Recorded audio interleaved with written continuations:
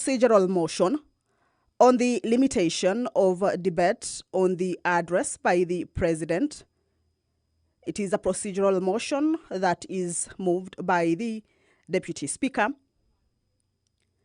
That debate on this particular motion, that is the address by the President, that was delivered on the 29th of September, the year 2022, during the opening of a new parliament, that the motion shall be limited to not more than four sitting days of the plenary sitting.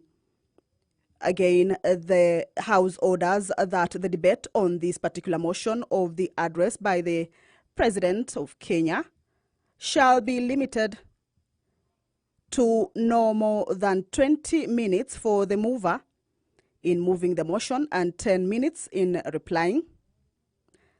It will also be limited to no more than 15 minutes for the designated party leaders. Again, no more than 10 minutes for any other member speaking, and at least 10 minutes before the expiry of the time, the mover of this motion, in this case being the Deputy Speaker, will be called upon to reply.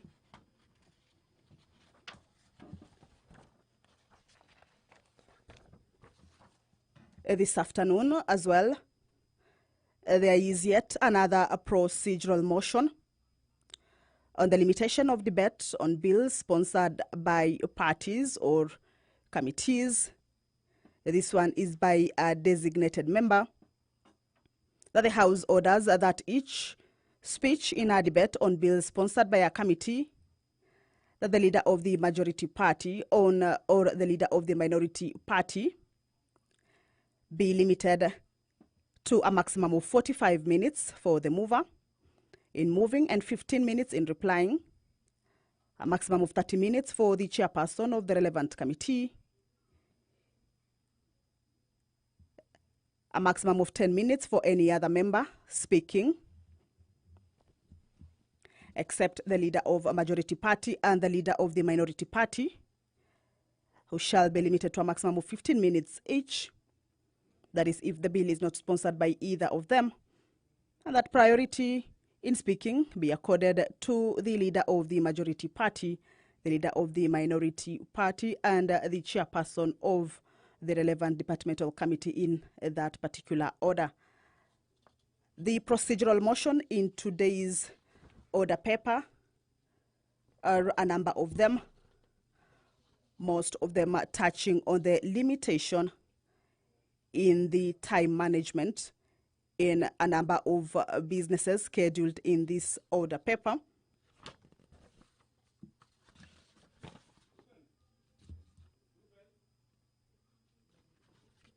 Members are slowly trickling into the chambers. Remember, this is the first sitting, and a lot, of course, is expected to take place, such as the issue concerning the House leadership. And again, there is the House Business Committee that is entitled to coming up with the House business. At the entrance of the National Assembly chambers, the Speaker of the National Assembly, Honorable Moses Wetangula, has stepped in. He will be presiding over this first sitting this afternoon. I will now hand you over to this live broadcast that is brought to you by Parliamentary Broadcasting Unit in partnership with the Kenya Broadcasting Corporation. My name is Kamchemenza. Good afternoon.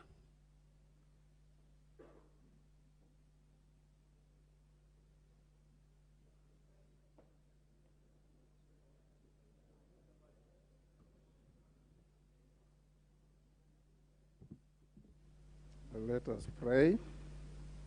Almighty God, who in your wisdom and goodness have appointed the offices of leaders and parliaments for the welfare of society and the just government of people, we beseech you to behold with your abundant favor us, your servants whom you have been pleased to call to the performance of important trusts in our republic, Let your blessings descend upon us here assembled, and grant that we treat and consider all matters that shall come under our deliberation in so just and faithful a manner as to promote your honor and glory, and to advance the peace, prosperity, and welfare of our country and of those whose interests you have committed to our charge.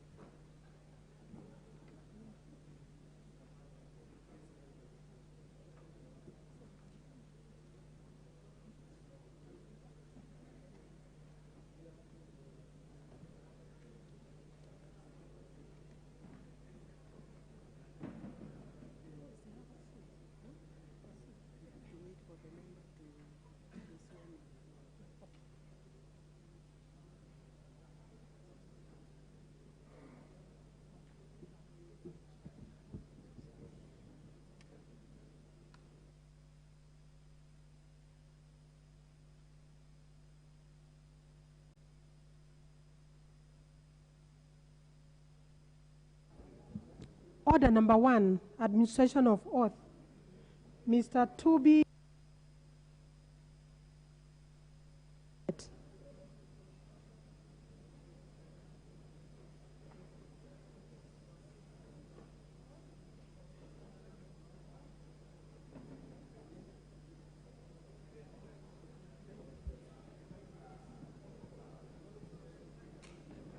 Shall we be silent to administer the oath to the honorable colleague?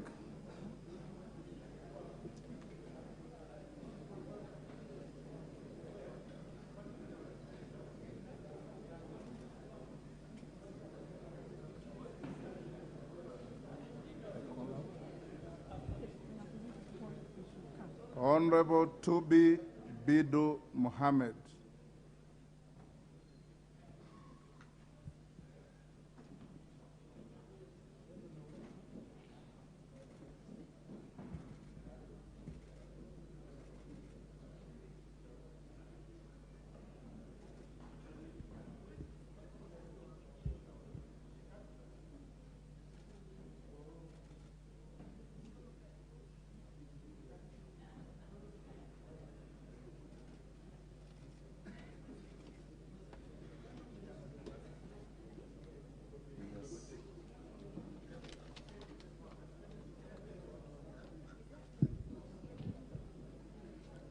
Mr. Speaker. Order, honorable members. Shall we administer the oath in silence? Mr. Speaker, sir, I, Honorable Ali Wario Guyo, and Honorable Julius Sonkuli, we wish to introduce to you the member-elect for Isiolo South constituency, Mr. Tubi Bidu Mohammed. Thank you. The Quran au Biblia? Sure. Quran.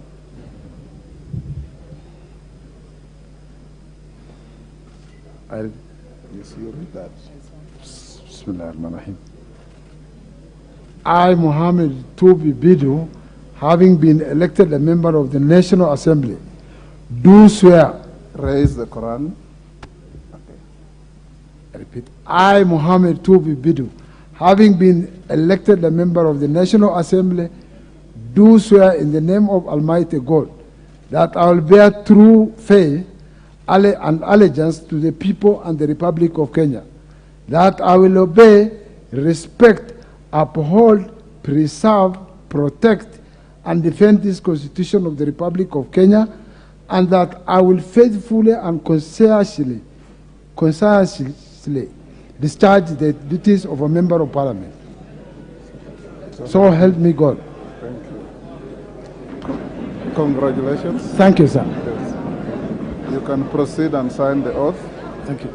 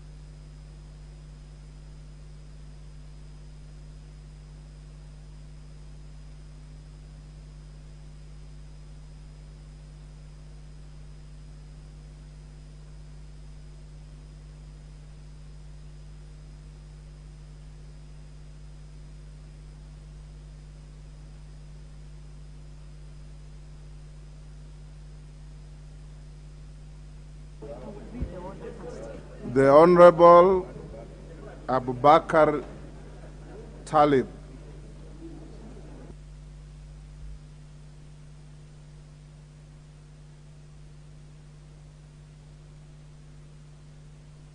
Next order.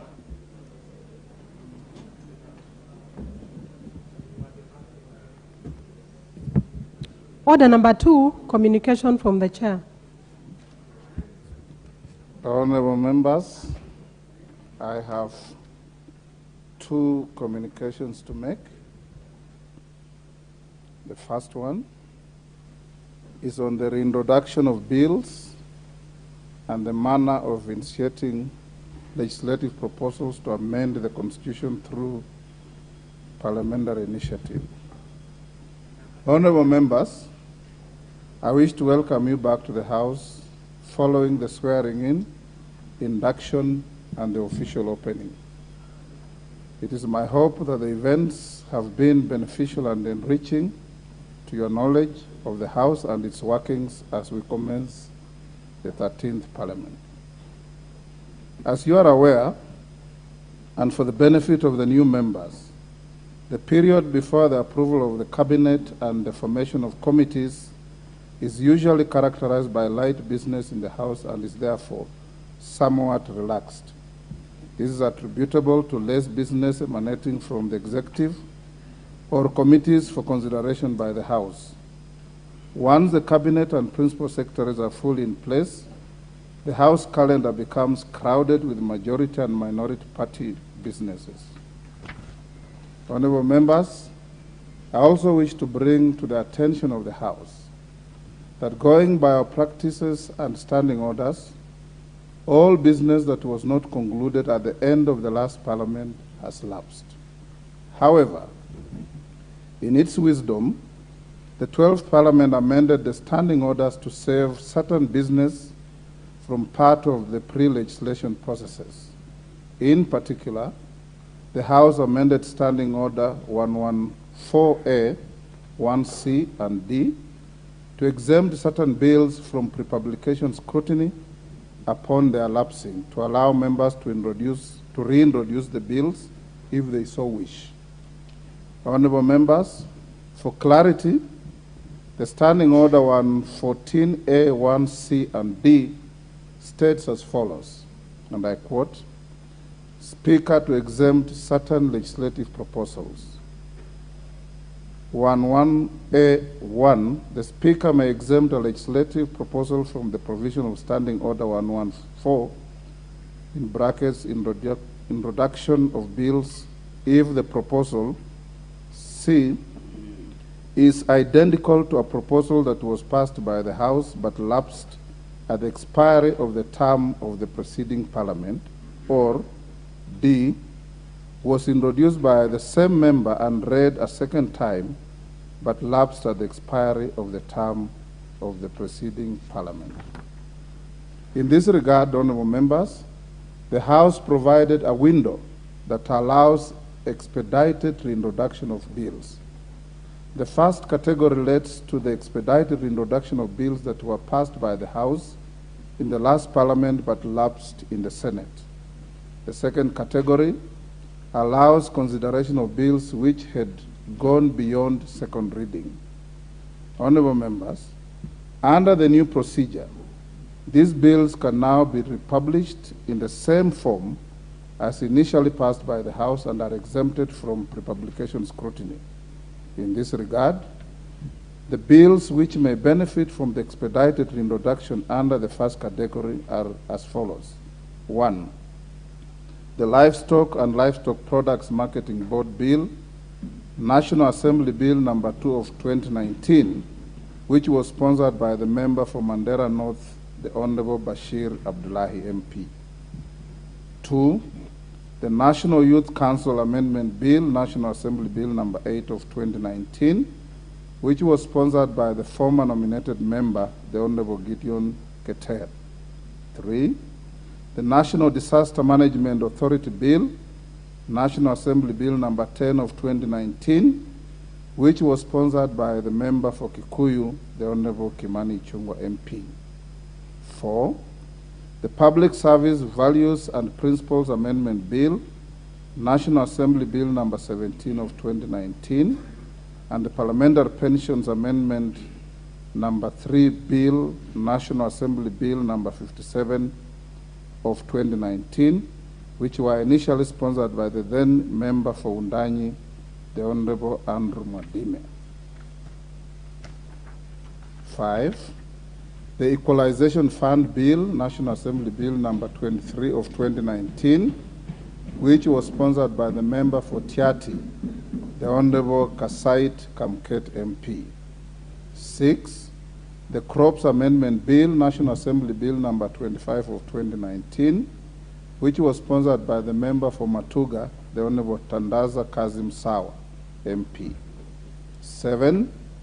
The Assisted Reproductive Technology Bill, National Assembly Bill number 34 of 2019, which was sponsored by the Mother of the House, the member for Super, the Honorable Mili Odhiambo Mabona MP. 8.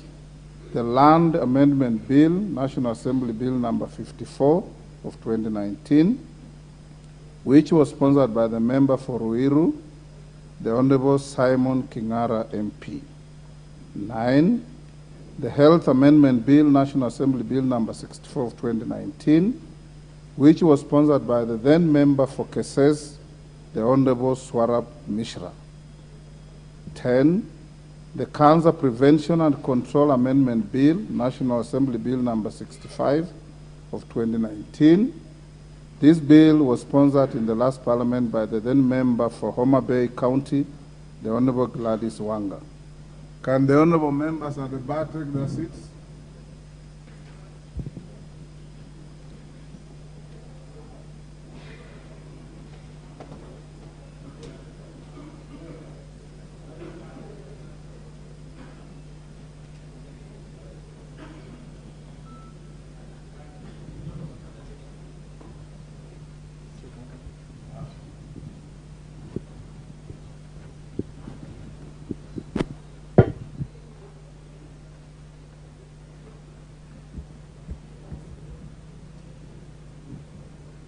(11) The Sugar Bill, National Assembly Bill number 68 of 2019, which was sponsored in the last parliament by the then member for Kandui, the Honorable Wafula Wamunyinyi. 12. The Community Health Workers Bill, National Assembly Bill number 30 of 2020, which was sponsored in the last parliament by the member for Ndiwa, the Honorable Martin Peters Owino MP. Honorable members, in light of the foregoing, the bills that were sponsored by former members, any member is at liberty to take them up and have them reintroduced. 8. In this regard, sponsors of the bills or any other member who is interested in publishing any of the aforementioned bills is encouraged to write to my office seeking approval to introduce a specified bill from the above list. The earlier you do this, the better for you. Honorable members, it is of course expected that those who have been re-elected or nominated back to this House would naturally take up their respective bills from the list that I've read to you. Honorable members, the second category refers to expedited reintroduction of bills which went beyond second reading but lapsed before consideration at the Committee of the Whole. Pursuant to the provision of Standing Order 114A1D, this can be reintroduced by the same members who initially sponsored them and would be exempted from pre-publication scrutiny. The bills in this category include the following. 1. The Public Service Commission Amendment Bill, National Assembly Bill number 27 of 2019, which was sponsored by the member for Embakasi Central, the Honorable Benjamin Gadhiru Mwangi MP. 2. The Alcoholic Drinks Control Amendment Bill, National Assembly Bill number 70 of 2019, which was sponsored by the member for South Mugirango, the Honorable Silvanos Osoro MP. 3. The Kenya Food and Drugs Authority Bill, National Assembly Bill number 31 of 2019, which was sponsored by the member for Endebess, the Honorable Dr. Robert Bukose. 4, the Pensions Amendment Bill, National Assembly Bill number 26 of 2020, which was sponsored by the member for Kimilili, the Honorable Didmas Baraza MP. 5, the National Construction Authority Amendment Bill, National Assembly Bill number 45 of 2020, the Penal Code Amendment number 2 Bill, National Assembly Bill number 47 of 2021, both of which were sponsored by the member for Nakuru Town East, the Honorable David Gikaria MP. Honorable members, the following 29 bills, other bills did not go beyond the second reading, but may be reintroduced by the same or other member pursuant to the provisions of Standing Order 114, introduction of bills, after undergoing pre-publication scrutiny. 1, the Parliamentary Pensions Amendment Bill, National Assembly Bill number 19 of 2022, which was sponsored by the member for Mwatate, the Honorable Andrew Mwadime. The Birth and Death Registration Amendment Bill, National Assembly Bill number 32 of 2020, which was sponsored by the member for Gilgil, the Honorable Martha Wangari MP. 3, the Alcoholic Drinks Amendment Bill, National Assembly Bill number 35 of 2020, which was sponsored by the member for Undanyi, the Honorable Danson Mokuona MP. 4, the Public Procurement and Asset Disposal Amendment Bill, National Assembly Bill number 20 of 2020, which was sponsored by the then member for Thika Town, the Honorable Patrick Wainaina. 5, the Public Procurement and Assets Disposal Amendment Bill, National Assembly Bill number 34 of 2020, which was sponsored by the then member for Nyaribari Chache, the Honorable Richard Tongi. 6, the Central Bank of Kenya Amendment Bill, National Assembly Bill number 47 of 2020, which was sponsored by former nominated member Gideon Keter. 7, the Farmers and Poisons Board Bill, National Assembly Bill number 1 of 2021, which was sponsored by the then member for Nandi Hills, the Honorable Alfred Keter. 8, the Computer Misuse and Cyber Crimes Amendment Bill, National Assembly Bill number 11 of 2021, which was sponsored by the member for Garissa Town, the Honorable Aden Dwale MP.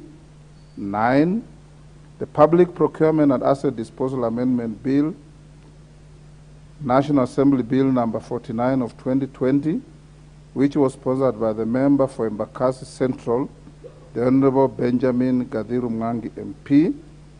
10, the Poverty Eradication Authority Bill, National Assembly Bill number 13 of 2020, which was sponsored by the member for Sirisia, the Honorable John Waluke Koi MP. 11, the Higher Education Loans Board Amendment Bill, National Assembly Bill number 29 of 2020, which was sponsored by the former nominated member, the Honorable Gideon Keter. 12, the Health Amendment Bill, National Assembly Bill number 28 of 2020, which was sponsored by the member for Kandara, the Honorable Alice Wahome MP. 13, the Institute of Social Work Professionals Bill, National Assembly Bill number 31 of 2020, which was sponsored by the member for Kaiti, the Honorable Joshua Kivinda Kimilu MP. 14, the Higher Education Loans Board Amendment Bill, National Assembly Bill number 52 of 2021, which was sponsored by the then member for Chepalungu, the Honorable Gideon Koskei. 15, the Public Finance Management Amendment Bill, National Assembly Bill number 16 of 2022, which was sponsored by the member for Butula, the Honorable Joseph Oyula MP. 16, the Public Service Internship Bill, National Assembly Bill number 25 of 2021, which was sponsored by the member for Samburu West, the Honorable Naisula Laisuda MP. 17, the Public Audit Amendment Bill, National Assembly Bill number 59 of 2021, which was sponsored by the then member for Wajir South, the Honorable Mohammed Sheikh. 18, the Child Justice Bill, National Assembly Bill number 11 of 2022, which was sponsored by the member for Suba, the Honorable Milo Odhiambo Mabona MP. 19, the Sexual Offences Bill, National Assembly Bill number 24 of 2020, which was sponsored by the Honorable Member Gathoni Wamshomba MP. 20, the Criminal Procedure Code Amendment Bill, National Assembly Bill number 41 of 2020, which was sponsored by the Honorable Nelson Koech MP. 21, the Penal Code Amendment Bill, National Assembly Bill number 40 of 2021, which was sponsored by the Honorable Nimrod Mbai MP. 22, the Whistleblower Protection Bill, National Assembly Bill number 50 of 2021, which was sponsored by the Honorable Irene Kasalu MP. 23, the Geriatric Bill, 2021, National Assembly Bill number 51 of 2021, which was sponsored by the Honorable Gathoni Wamshomba MP. 24, the Kenya Roads Amendment Bill, National Assembly Bill number 6 of 2022, which was sponsored by the Honorable Naisula Lesuda MP. 25, the Land Control Bill, National Assembly Bill number 7 of 2022, Parties Amendment Bill 2022, that sought to require the Registrar of Political Parties to convey certified copies of all coalition agreements to the clerk of each House of Parliament. 3, the Draft Parliamentary Powers and Privileges Amendment Bill 2022, that sought to streamline the membership of the Committee of Powers and Privileges. 4, the Draft Petitions to Parliament Procedure Amendment Bill 2022, that sought to involve the Public Petitions Committee in the determination of the admissibility of petitions and the full consideration of all admissible petitions. 5, the Draft Statutory Instruments Amendment Bill 2022, that sought to ensure the negative resolutions of the House on statutory instruments are implemented. Honorable members, to this end, the acting clerk of the National Assembly has informed me that the legislative proposals have been finalized. Consequently, to the extent that the 12th Parliament did resolve that the proposals be prioritized, I direct that they be urgently introduced in the House. Honorable members, I have yet another communication to make. Can the members at the bar take their seats?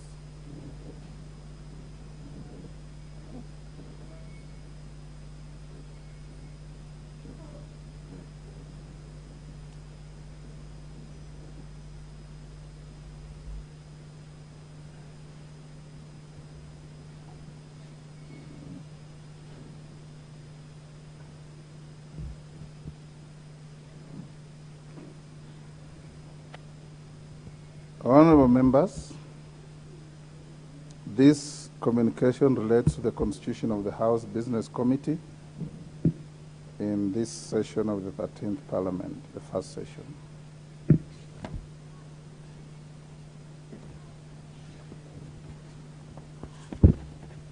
Honorable members, as you are aware, today is the first sitting of the House following the official opening of the 13th Parliament last week. By practice, the first business of the House at the beginning of each session is the formation of the House Business Committee. Subsequently, the committee, once constituted, proceeds to determine and set the business of the House. The next set of business that follows is the consideration and passage of several procedural motions under Standing Order 97 relating to limitation of time during debates in the House. Thereafter, with respect to the first sitting following a general election, the House debates the President's address as contemplated under Standing Order 24(6). Honorable members, as you will note from today's order paper, the motion for the approval of the membership of the House Business Committee is not one of the business to be transacted today. This is because a question has since arisen relating to the constitution of the committee with respect to the names of persons under paragraphs B, C, D, and E of Standing Order 171-1. To illustrate this, honorable members, allow me to refer to the Standing Order 171-1. This rule provides that the House Business Committee consists of the following. A, the Speaker, who shall be the chairperson. B, the leader of the majority party or representative designated in writing. C, the leader of the minority party or representative designated in writing. D, the whip of the majority party or representative designated in writing. E, the whip of the minority party or representative designated in writing. F, 9 other members who shall be nominated by the parliamentary parties and approved by the House at the commencement of every session, reflecting the relative majorities of the seats held by each of the parliamentary parties in the National Assembly and taking into consideration the interests of the parties and other than parliamentary parties and independents. Honorable members, from what I have just read, you will note that the House Business Committee consists of a total of 14 members. It is also notable that besides the Speaker, 4 members sit in the committee by virtue of their offices. These are the leader of majority party, the leader of the minority party, the whip of the majority party, and the whip of the minority party. Honorable members, to this end, I wish to inform you that I received a letter dated 21st September 2022 from the Secretary General of the Azimio la Umoja One Kenya Coalition Party, the Honorable Junet Mohammed, MP. In the letter, the member for Suna East also signs off as the majority whip of the Azimio la Umoja One Kenya Coalition Party. In a nutshell, honorable members, the letter conveys that at its parliamentary group meeting held on the 16th to 17th September 2022, the Azimio la Umoja One Kenya Coalition Party elected the following as its House leaders in the National Assembly. 1, the Honorable James Opio Wandai MP as the leader of the majority. 2, the Honorable Robert Mbui MP as the deputy leader of the majority. 3, the Honorable Junet Mohammed as the majority whip. And 4, the Honorable Sabina Chege MP as the deputy majority whip. Honorable members, I also wish to inform you that I received another letter dated 22nd September 2022 from the member for South Mugirango, the Honorable Silvanos Osoro Onyengo, MP.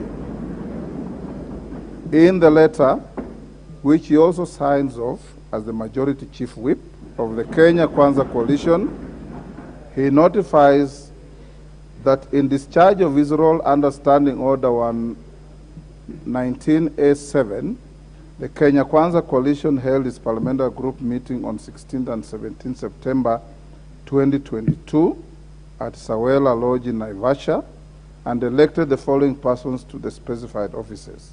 1, the Honorable Kimani Ichung'wa MP, the member for Kikuyu constituency, leader of the majority party.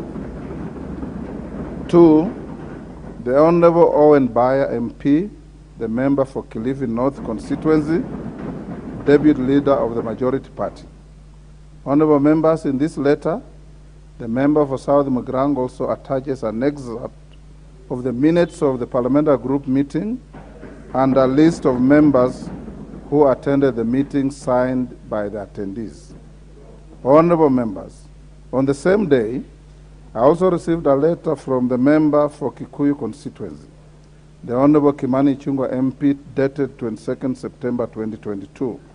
In the letter, the member for Kikuyu constituency signs off as leader of the majority party and conveys that the Kenya Kwanza Coalition held its parliamentary group meeting on 16th and 17th September at Sawela Lodge in Naivasha and elected the following persons as the chief whip and deputy chief whip. The Honorable Silvanos Osoro Onyengo MP, member for South Mugirango chief whip. and the Honorable Naomi Jill Owago, MP, member for Marsabit County, as the Deputy Chief Whip. Similarly, honorable members, the member for Kikuyu constituency also attached an excerpt of the minutes of the parliamentary group meeting and a list of members who attended the meeting, duly signed by the attendees. In his letter to me, the member for Kikuyu constituency indicated that he was discharging his role under Standing Order 20A3A, which requires the names of the persons designated as the majority party whip and majority party deputy whip to be communicated to the speaker by the leader of the majority party. Honorable members, on 22nd September 2022, I also received a letter dated 21st September 2022 from the Honorable Jeremiah Ngayu Kioni, identifying the following members as the leadership of the Jubilee Party parliamentary group in the House. The Honorable Shurie Abd Omar MP, member from Balambala, as the leader. The Honorable Samuel Arama MP, member for Nakuru Town West, as the whip. The Honorable Sarah Korere MP, member for Laikipia North, as deputy whip. And the Honorable Adan Kainan MP, member for Elders, as secretary. Can the members at the bar take their seats?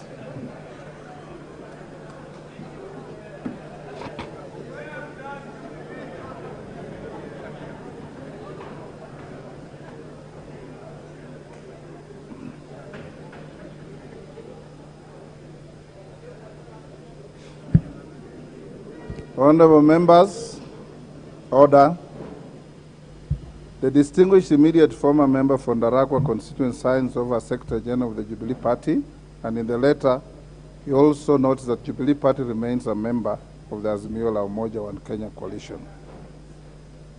Honorable members, ordinarily and in keeping with the requirement of Standing Order 19A14 and 20A5, following receipt of the names and attendant accompanying documentation, as your speaker, I'm supposed to convey the names of the leadership of the majority party and that of the minority party and the whips of any parliamentary party in the House to the assembled House. If the House is not sitting, the standing orders require me to notify members in the usual manner of Speaker's notification to all members. Honorable members, in this action, it is this action that subsequently sets in motion the next steps. In this case, the clerk would write to the leader of the majority party and the leader of the minority party, copying the respective whips, asking for the names of the 9 members nominated to sit in the House Business Committee under Standing Order 17(1)F. Thereafter, the clerk would publish the names in the order paper for approval by the House at its first sitting session, which would have been today. Honorable members, faced with these conflicting correspondences, you will agree with me that it is impossible for me and the clerk to discharge those requirements of the standing orders at this moment. You will also agree with me that from the foregoing, 3 pertinent questions arise at this moment. These are: 1, who is the bona fide leader of the majority party and who is the bona fide leader of the minority party in this House? 2, in absence of a House Business Committee, what business is to be transacted by this House for the next few days before the question of the leadership of the majority and the minority party is determined? 3, before the question of leadership of the majority and the minority party is determined, who is to move the business in the House and whose moving is ordinarily reserved for the party leaders? With respect to the first question, honorable members, I will reserve the rest of today's sitting to allow the House to address me on this matter so that I can make a reasoned retreat and ruling. So I can retreat to make a reasoned ruling and guidance to the House. Honorable members, with respect to the second question on what business is to be transacted by this House for the next few days, before the question of the leadership of the majority and the minority parties determined, allow me to guide you as follows. First, honorable members, as you are aware, Standing Order 30 hours of meeting provides that the House shall meet on Tuesdays at 2:30 p.m. for the afternoon sitting, Wednesdays at 9 a.m. for the morning sitting, and 2:30 p.m. for the afternoon sitting, and Thursdays at 2:30 p.m. for the afternoon sittings. It is therefore clear that with or without any scheduled business, the House must sit on the prescribed days and times. Indeed, honorable members, Standing Order 30 dictates that tomorrow the House shall sit in the morning from 9:30 a.m. and in the afternoon commencing at 2:30. That is mandatory, and your Speaker has no authority to stop commencement of a sitting of the House unless in very exceptional circumstances which are not obtaining here. Indeed, as your Speaker, I have constitutional obligation to ensure continuity of the business of this House at all times. The only authority granted to the Speaker with respect to the time of sitting is to vary the time of commencement or adjournment of the sittings, but only for the convenience of the House. Honorable members, further, the Standing Order 38 providing for the preparation and circulation of the order paper obligates the clerk to prepare an order paper indicating the business to be transacted by the House. In this regard, it's also mandatory that before every sitting of the House, there should be an order paper which should be published on the parliamentary website and made available to members at least 12 hours before the House meets. It is for this reason that I authorize the clerk to publish the order paper that is before you this afternoon, and which she also published on the website during the weekend.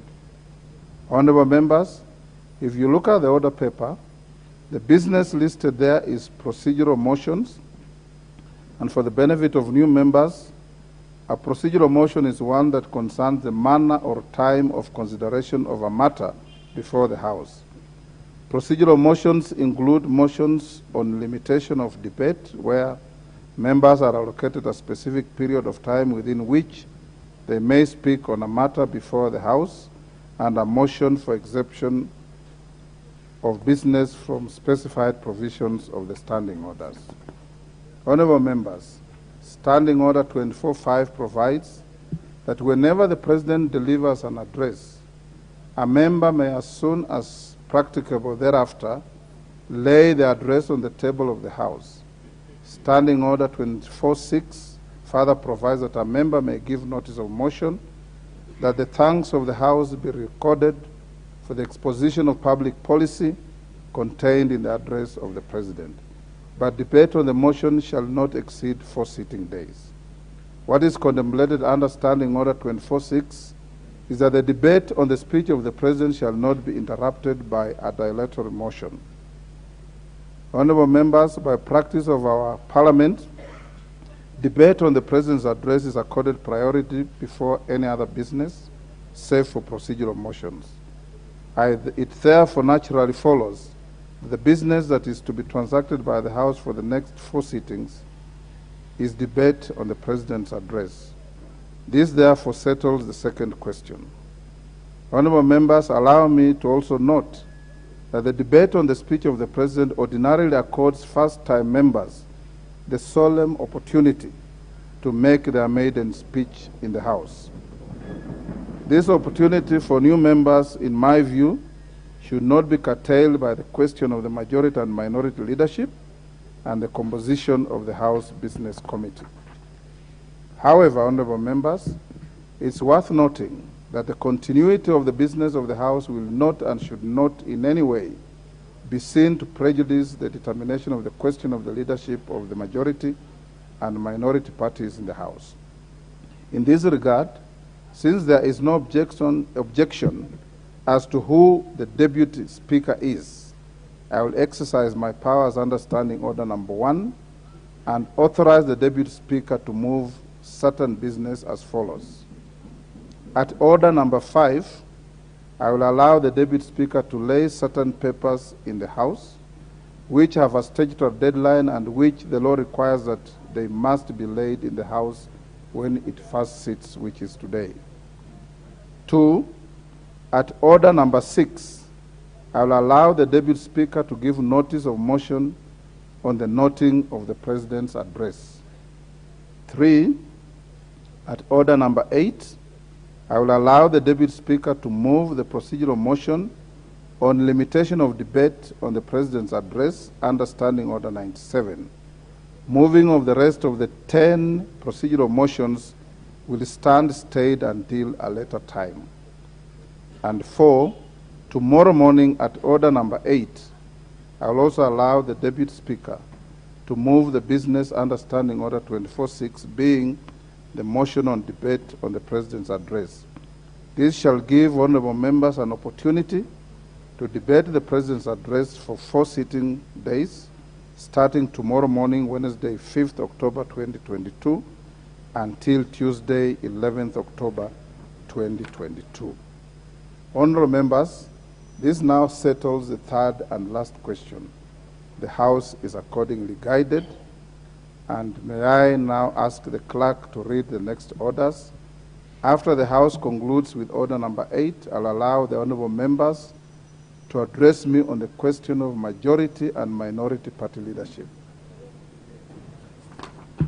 Next order.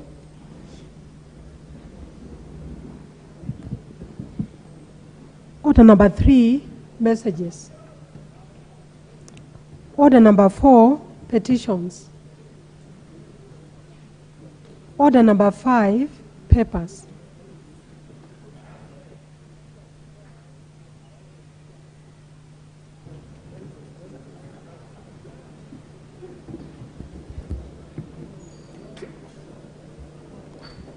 Honorable Speaker, I beg to lay the following papers on the table of the House today, Tuesday, October 4th, 2022. 1.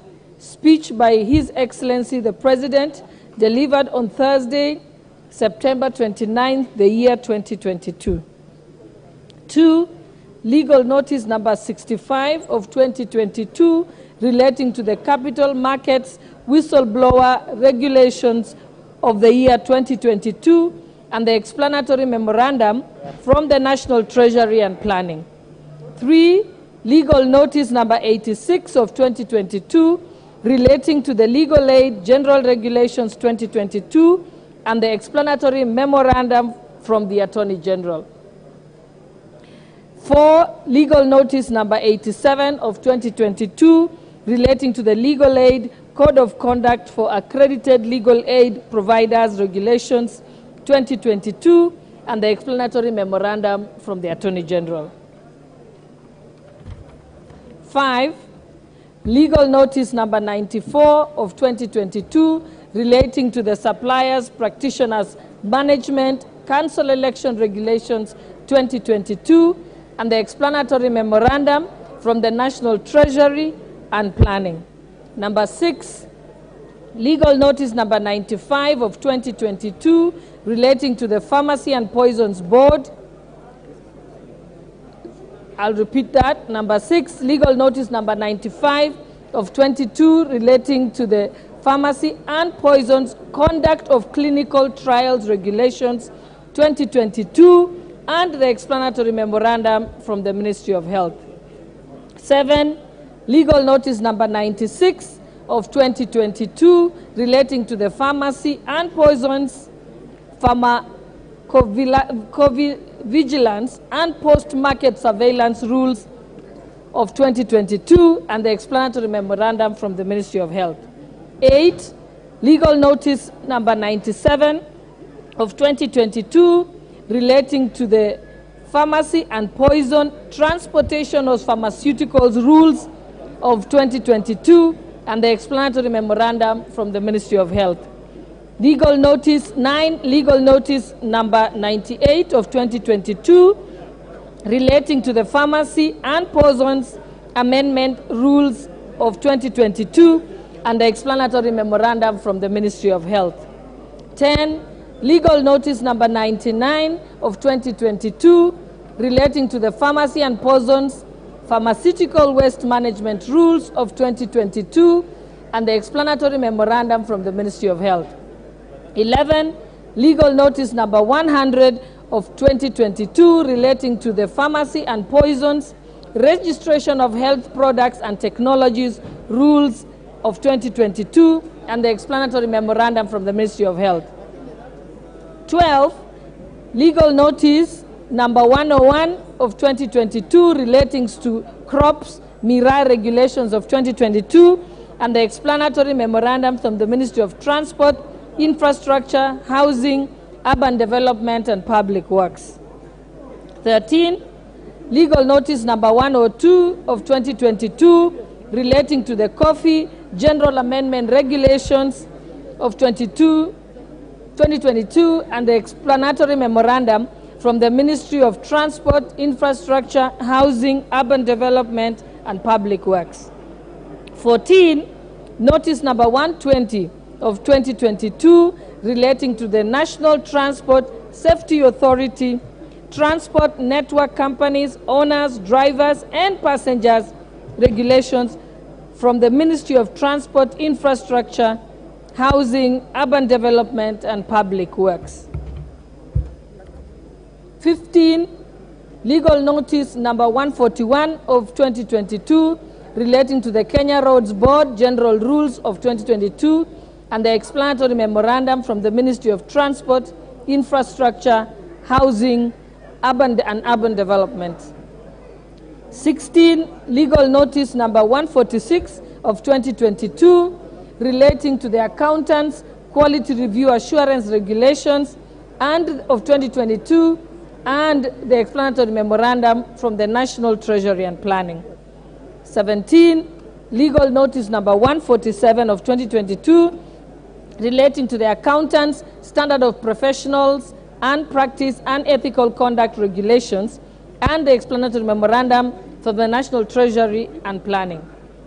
18, legal notice number 152 of 2022 relating to the Accountants Examination Rules of 2022 and the explanatory memorandum from the National Treasury and Planning.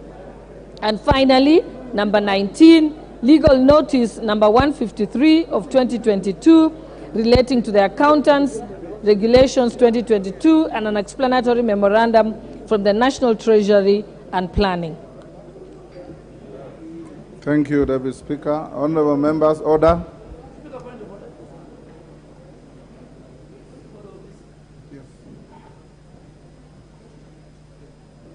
Speaker, I want you to give us direction.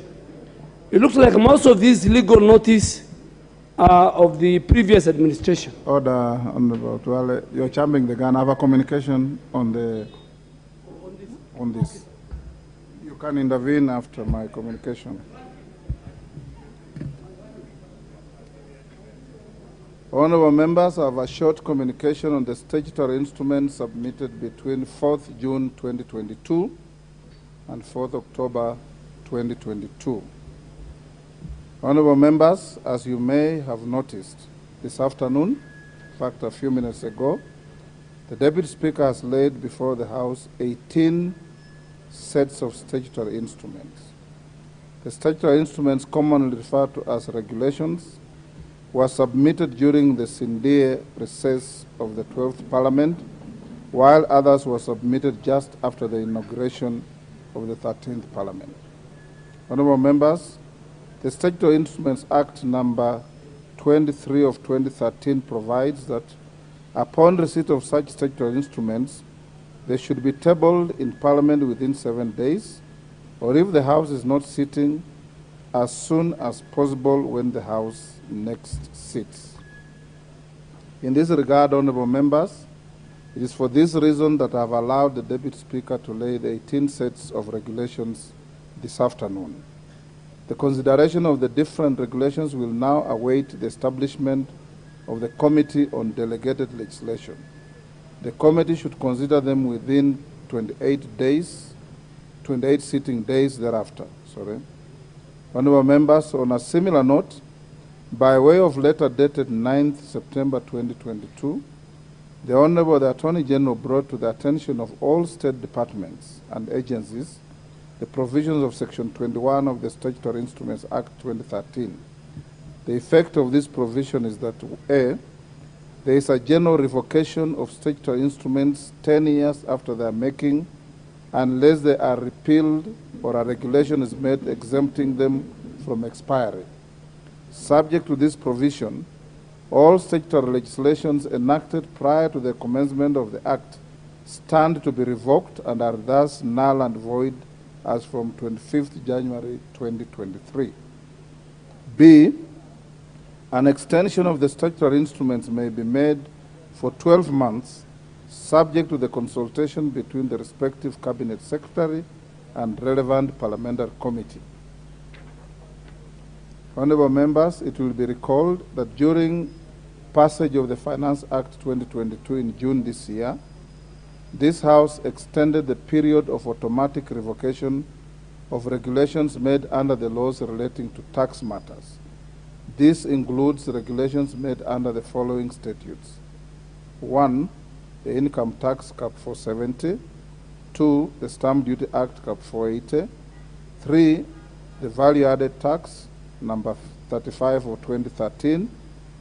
4, the Tax Appeals Tribunal Act number 40 of 2013. 5, the Excise Duty Act number 23 of 2015. And 6, the Tax Procedures Act number 29 of 2015.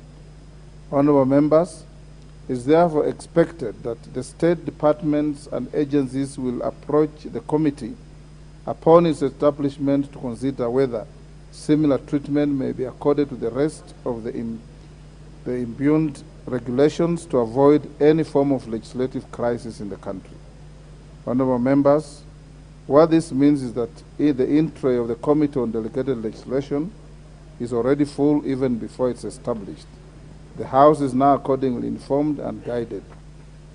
Honorable Duale, does that solve your issue? Yes, Mr. Speaker.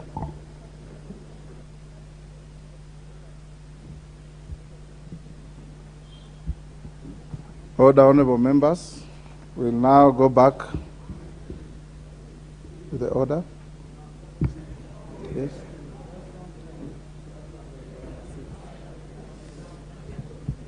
Order number 6, notices of motion.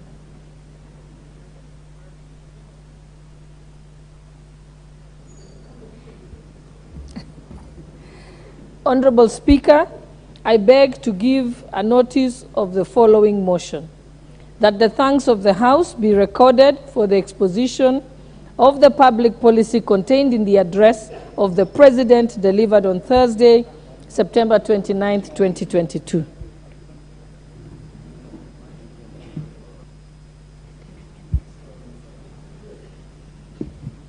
Order number 7, questions and statements. Order number 8, procedural motion, limitation of debate on the address by the President. Deputy Speaker. Honorable Speaker, I beg to move the following motion: that noting the Standing Order 24(6) provides that the debate on the motion on the address by the President shall be limited to not more than 4 sittings, and pursuant to the provisions of Standing Order 97(1), this House orders that the debate on the motion on the address by His Excellency the President under Article 132(1)(a) of the Constitution, delivered on the 29th of September 2022 on the opening of Parliament, shall be limited as follows: no more than 20 minutes for the mover in moving and 10 minutes in replying. 2, no more than 15 for the designated party leaders. And 3, no more than 10 minutes for the other members speaking.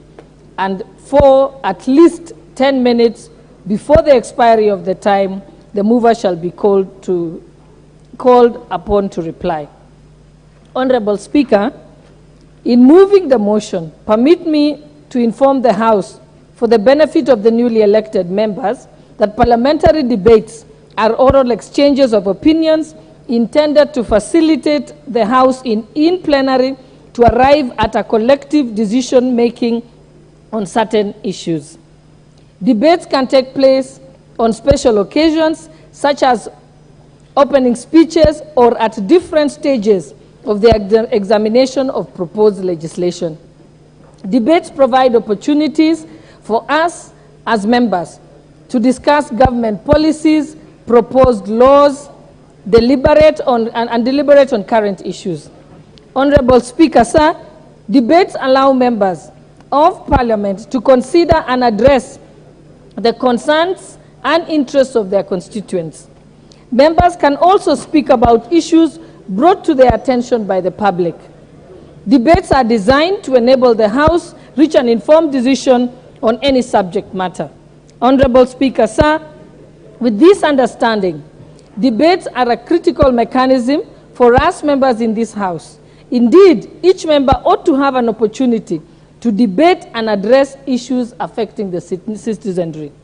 Honorable Speaker, sir, the object of this procedural motion is to limit debate by allocating the mover 20 minutes to move, 15 minutes for our designated leaders, and at least 10 minutes to any member speaking. This move, honorable members, will see us save time and accord more members an opportunity to make their contributions on the President's speech. In addition, approving this motion will also allow more newly elected members to make their maiden speeches as they contribute to the motion on the floor. Further, Honorable Speaker, when you calculate the time allocated for this motion, it totals to 1,020 minutes. If each member speaking contributes for 10 minutes, you will notice that less than 102 members will have contributed to this motion. I will therefore be seeking for extension of the sitting of time through this procedural motion to afford more members time to debate the motion. Honorable Speaker, sir, it is against this backdrop that I urge members to support this motion to enable the House debate the President's speech and to allow more members to make their contributions on the address of the President within the 4 sittings as envisaged in Understanding Order 24-6. Honorable Speaker, I now beg to move and request the Honorable Dr. Makali Mulu, member for Kitui Central, to second this motion.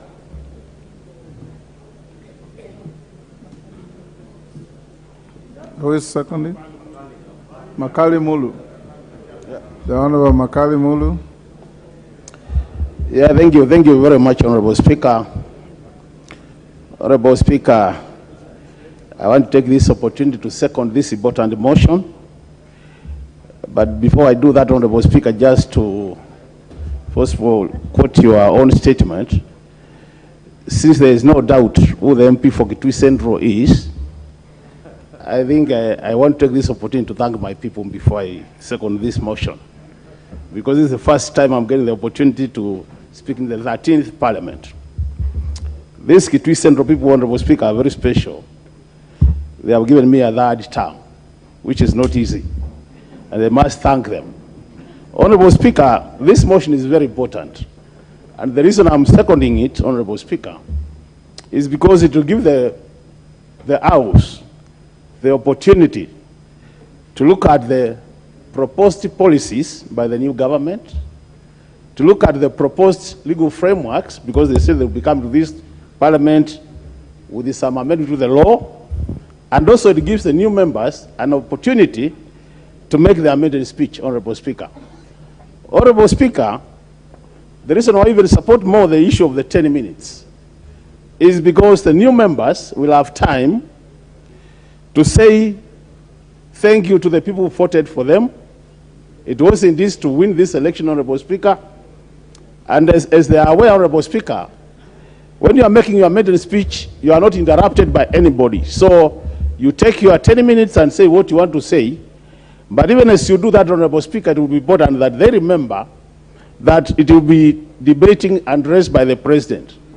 Honorable Speaker, even though this address was very short by all standards, but I think, Honorable Speaker, it has a lot of important policy statements and a lot of legal framework which is required for the President to implement some of the things he has promised Kenyans. So, Honorable Speaker, I want to agree with the Deputy Speaker, Honorable Speaker, that as a House, we need to limit debate to the allowed timelines in terms of minutes, Honorable Speaker.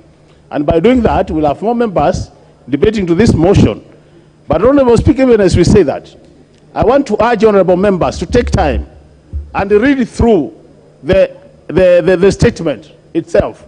Because, Honorable Speaker, it will not make a lot of sense if we all come here and we are talking before reading into required details the President's address, Honorable Speaker. I was able to listen to the speech, but I will take a lot of time. And I want really to encourage my colleagues in the Azimio coalition, because our work is to make sure that we really objectively analyze the policies. Honorable Makali. Yes, Honorable Pukose.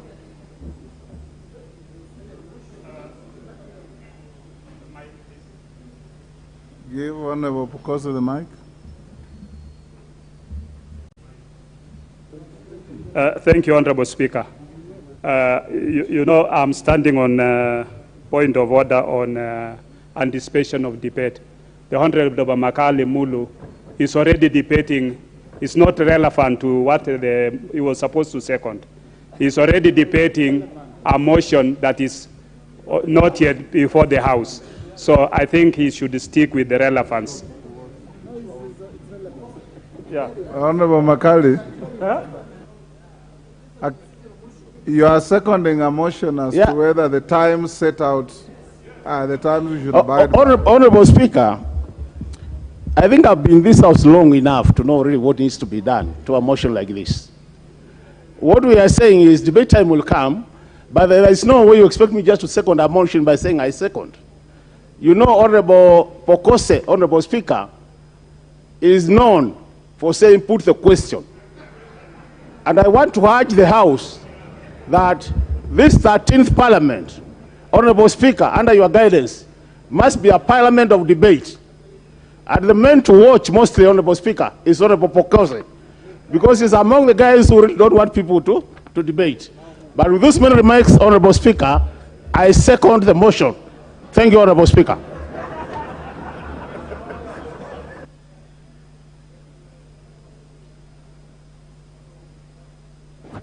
I'll now propose the question that noting that Standing Order 24-6 provides that debate on a motion on the address by the President shall be limited to not more than 4 sitting days, and pursuant to the provision of Standing Order 97-1, this House orders that the debate on the motion on the address by HE the President and Article 132(1)A of the Constitution delivered on 29 September 2022, opening of a new Parliament, shall be limited as follows: no more than 20 minutes for the mover in moving and 10 minutes in reply, no more than 15 minutes for the designated party leaders, no more than 10 minutes for any other member speaking, and at least 10 minutes before the expiry of the time, the mover shall be called upon to reply. Is that is that the mood in the House? Is that the mood of the House? Honorable members, there being no interest in debating this procedural motion, I'll now put the question. That noting that the Standing Order 24-6 provides that debate on a motion on the address by the President shall be limited to not more than 4 sitting days, and pursuant to the provision of Standing Order 97-1, this House orders that debate on the motion on the address by His Excellency the President and Article 132(1)A of the Constitution delivered on 29 September 2022, opening of a new Parliament, shall be limited as follows: No more than 20 minutes for the mover in moving and 10 minutes in replying. No more than 15 minutes for the designated party leaders. No more than 10 minutes for any other member speaking, and at least 10 minutes before the expiry of the time, the mover shall be called upon to reply. As members of that opinion say aye. Aye. As members of a contrary opinion say nay. The ayes have it. Order, honorable members. Next order. We go back.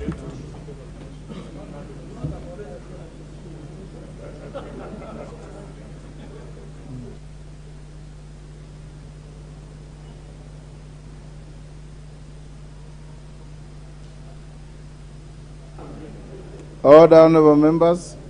As I communicated earlier, we have an issue in the House on the leadership and the contested communications before the Speaker. Before we make a determination and direction, I want to give the House the remainder of the time this afternoon to ventilate on this matter. I urge you to debate with decorum. This House is not a political rally. We don't want to use this as a platform to engage in trivia and to engage in parochial politics. The matter as to who is the majority and minority must be grounded in our standing orders, in the law, in the Constitution, and in the facts. So I want to urge honorable members to give each other time to speak without unnecessary interruptions. I also want to urge those speaking to avoid unhelpful provocations of situations that can create unnecessary exchanges, because what we want is to have a House guided and led by our own standing orders, the law, and the Constitution. So I'll invite members to contribute to this debate. I'll give the first opportunity to the protagonists. That is the Honorable Kimani Ichung'wah and Opiyo Wandayi. The rest I will then give to their whips, who are also protagonists, and then open debate to the rest of the House. I will start with the Honorable Kimani Ichung'wah.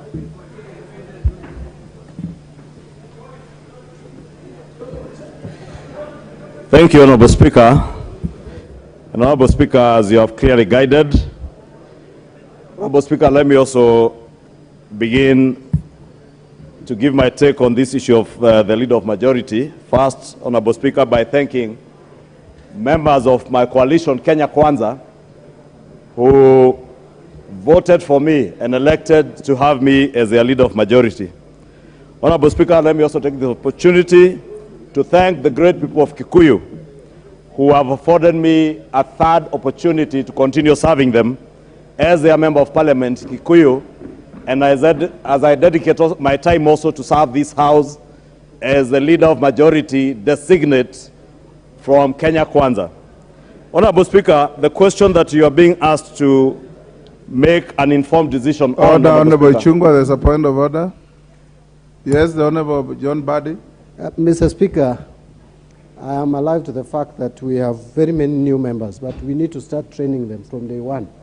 The honorable member, I'm yet to learn his name, has twice crossed the floor, going the other side and coming back without going to the bar.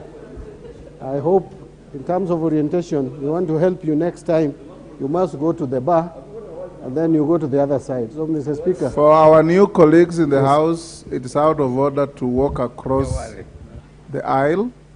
If you want to cross the floor to talk to your colleagues across, you go up to the bar, you bow, and then you walk across. And for avoidance of doubt on the debate, the Honorable Ichung'wah and those who will speak, if I see a lot of interest already on the screen, so that you organize your thoughts properly, I'll give you 10 minutes. I'll give you 15 minutes. I'll give Wandayi 15 minutes. and the rest of the members will start off with about 10 minutes. If the interest continues persisting, I'll reduce it to 5.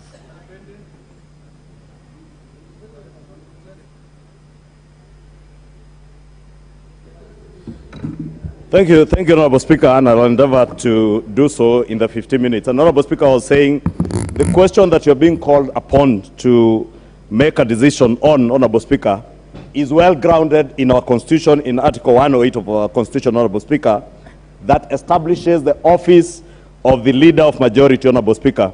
And Honorable Speaker, the same, Honorable Speaker, is replicated in Standing Order number 19 of our standing orders. Honorable Speaker, if you allow me to quote from the Constitution tells us there shall be a leader of the majority party and a leader of the minority party. 2, the leader of the majority party shall be the person who is the leader in the National Assembly of the largest party or coalition of parties.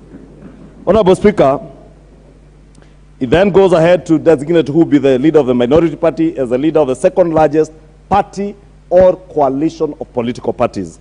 Honorable Speaker, indeed the question that is before you and before this House, Honorable Speaker, is to simply determine which is the largest coalition of political parties or the largest political party. And that party, Honorable Speaker, must be a parliamentary political party, as is stipulated, I think, in Standing Order 20A of our own Standing Orders, Honorable Speaker. Honorable Speaker, you have said in your communication that you have received letters, I think a letter dated the 21st or 19th of September from the Honorable Junet Mohammed on the 21st of September, Honorable Speaker, who wrote on behalf of the Azimio One Kenya Coalition Political Party. Honorable Speaker, it is worth noting that as you communicated, you also indicated the Honorable Soro and myself did write to you, communicating the decision of the Kenya Kwanza coalition and who we had elected as leaders of our coalition. Honorable Speaker, you will note from your own communication, whereas we did attach our minutes stating the place, time, and attendees of our parliamentary group meeting, the letter by the Honorable Junet Mohammed has neither the place of that meeting, it has neither the time or the attendees of that meeting. And it is important, Honorable Speaker, because we are a house of procedures, it is important that such letters do indicate who were the attendees, because the questions that are before you, Honorable Speaker, is on the constitution of either the Kenya Kwanza coalition of political parties in this house as parliamentary political parties, or if Azimio One Kenya Coalition Party exists as a coalition of political parties, Honorable Speaker. And it is my humble submission, Honorable Speaker, that those of us who were in this house in the last parliament, in the 13th parliament, Honorable Speaker, you in the 12th parliament, Honorable Speaker, you will remember the animated debate that we had as we amended the Political Parties Act through the Political Parties Amendment Bill, Honorable Speaker. A very chaotic debate, Honorable Speaker, and I remember many of us vehemently opposed many of the amendments that were proposed. Top among those amendments was the creation of an amorphous thing, a mongrel sort of thing that was called the Coalition Political Party. Honorable Speaker, what you are being asked today to decide on is anchored in the amendments that we did in the 12th Parliament to our political parties. And the chaos you witness in this House today, in terms of management of our political parties, Honorable Speaker, emanates from the passage of the amendments to that political parties amendment bill in the last Parliament, Honorable Speaker.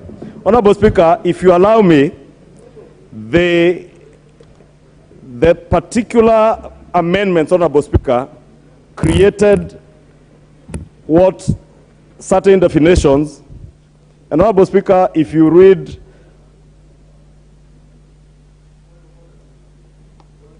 Article 10 or Clause 10 of Section 10 of the bill, it defines what a coalition political party is. Honorable Speaker, it defines what a political party is, And a political party, Honorable Speaker, is said to be,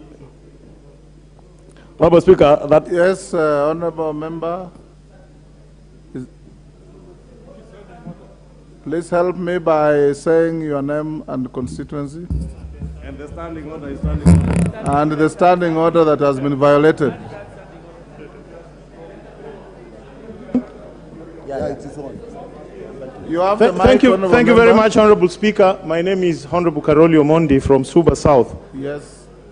It's quite unfortunate that I begin my statement in this House by raising a point of order, understanding order 2B. Is it in order, Mr. Speaker, for this House to debate a matter that should have been determined by the clerk of the House by simply writing a letter to the registrar of political parties to determine the relative majorities of the parties in this House? Thank you, Mr. Speaker. Honorable Karoli Omondi, that is a matter that is way behind us. I've given direction, and you are under no legal authority to challenge what the Speaker has directed. I also want to encourage members that because of the limited time, and I want to assure you of the capacity and the ability to listen and to determine this matter, let's give members who are debating some silence listening so that I can hear them properly and bring you back a determination. So unless it's a really serious breach of the standing orders, let's restrain ourselves from raising unhelpful points of order. Thank you, Honorable Speaker, for that guidance. And Honorable Speaker, I was at a point where I was saying that the current mess that we are witnessing, Honorable Speaker, on this issue is occasioned by the definitions of the words coalition and coalition political party. And Honorable Speaker, for clarity, I wanted to read the definitions as they exist in the Act. That a coalition means an alliance of two or more political parties formed for the purpose of pursuing a common goal and is governed by a written agreement deposited with the registrar. Honorable Speaker, it is worthwhile to note that Kenya Kwanza coalition is a coalition pursuant to that definition. And therefore, it is a coalition of political parties that are governed by a written agreement, Honorable Speaker, which I shall be tabling. We do have a number of coalition agreements that are agreed upon that were signed, Honorable Speaker, and I'll be tabling the coalition agreement between Kenya Kwanza, the parties UDA, the founding parties UDA, ANC, Ford Kenya, Honorable Speaker, and further agreements with the Umoja na Maendeleo Party. I will also be tabling a coalition agreement between Kenya Kwanza and Tujibebe wa Kenya Party, a further agreement with the Service Party of Kenya, another agreement, Honorable Speaker, with the Pamoja Alliance, Pamoja African Alliance, PA, a further agreement, Honorable Speaker, with the Maendeleo Chap Party. I shall also be tabling, Honorable Speaker, for your ease of perusal, an agreement between the founding parties of Kenya Kwanza and the Farmers Party, another one with the Economic Freedom Party, Honorable Speaker, another one with the Devolution Party of Kenya, one with the Democratic Party of Kenya, Honorable Speaker, the Communist Party of Kenya and Kenya Kwanza Alliance founding parties, Chama cha Kazi, Honorable Speaker, the Democratic Party of Kenya, Honorable Speaker. I will also table one from the National Agenda Party of Kenya, the Grand Dream Development Party, led by our friend and colleague, the Honorable Fabian Muli, and the coalition, post-election coalition agreement between GDDP, post-election, Honorable Speaker, between GDDP and Kenya Kwanza, a post-election coalition agreement between the United Democratic Movement UDM and Kenya Kwanza, a post-election coalition agreement between MDG, the Movement for Democracy and Growth, led by our brother and colleague, the Honorable David Ochieng. Honorable Speaker, all these coalitions are to bear witness, Honorable Speaker, that indeed Kenya Kwanza is a coalition of political parties as per the definition of the Act, Honorable Speaker. The second definition, Honorable Speaker, is one of a coalition political party. And the Act tells us that this means a coalition registered by the registrar as a political party. Therefore, Honorable Speaker, I would beg, Honorable Speaker, and I want to challenge my colleague, the Honorable Junet Mohammed, and the Honorable Opio Wandai, who you call my protagonist, but is actually my very good friend, Honorable Speaker. They are here contending to be leading the majority. Honorable Speaker, the question of determining a majority is very easy because it's just a question of calculating the numbers of parliamentary political parties. And the definition of a parliamentary political party is in this standing order number 20. Honorable Speaker, we must then ask ourselves the question, is the Azimio One Kenya Alliance Coalition political party a party? Is it a parliamentary political party? And the straight answer, Honorable Speaker, is that Azimio One Kenya Coalition Party does not exist as a parliamentary political party. Honorable Speaker, but that does not mean that the constituent parties that came together to form Azimio One Kenya Alliance political party are not parties in their own right.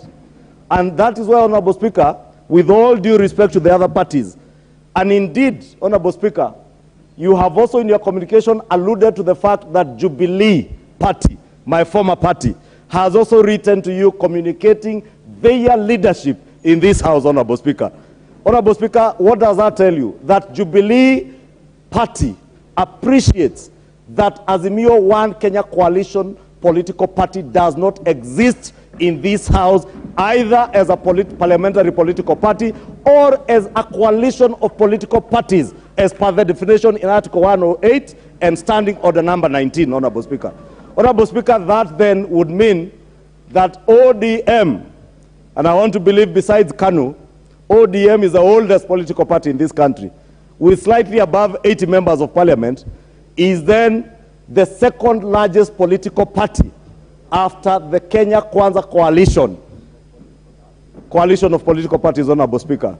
Therefore, Honorable Speaker, and I don't say this to belittle all the other partners in Azimio One Kenya Alliance, Honorable Speaker, but that is what we created in the mess that was the political parties amendment bill that was debated in this House, Honorable Speaker, over the Christmas recess in December of 2021 and completed in January of this year, Honorable Speaker. I remember, Honorable Speaker, standing in my place somewhere behind here, reminding our colleagues that this law that you have just passed will punish you more than it will ever punish me or those of us that were then called the Tangatanga or UDA Brigade, Honorable Speaker. Honorable Speaker, chickens have come home to roost. Nobody is being punished, but we are paying for that acrimonious debate and a law that was procured in this assembly in a manner that we should never, ever engage in procuring or in legislating. We are a house that legislates through consultation. We never consulted each other as we passed that law, Honorable Speaker. And it is sad. And I pray, Honorable Speaker, that this 13th Assembly will not take the route and will never take the route that the 12th Assembly took. We must be a house that consults.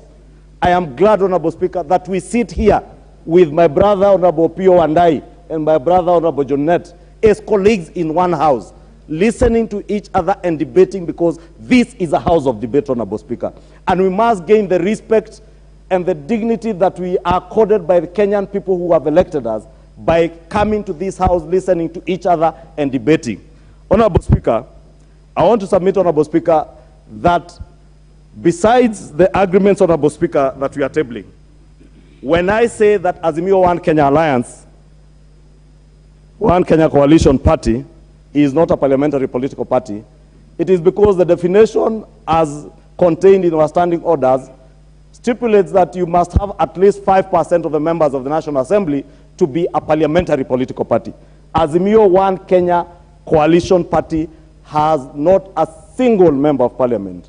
Indeed, Honorable Speaker, in a case that was filed by Dhuranira and 4 others versus the Attorney General and 2 others, including the Registrar of Political Parties and 3 others as interested parties, Honorable Speaker, the High Court allowed the constituent parties in Azimio One Kenya to field individual party candidates, and that is what they did. That is why we have 26 parties represented in this House, including ODM, Jubilee, Wiper, UDA, ANC, Ford Kenya, and all our other parties. Honorable Speaker, by Gazette notice that was published on the 1st of July 2022, Honorable Speaker, this is the schedule that published all the people who are nominated to run for either president or parliamentary seats. Honorable Speaker, I'll be tabling this Gazette notice.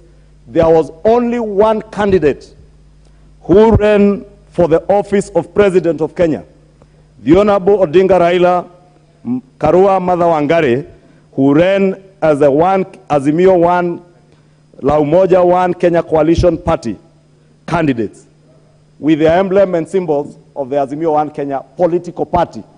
That party has no representation in this House.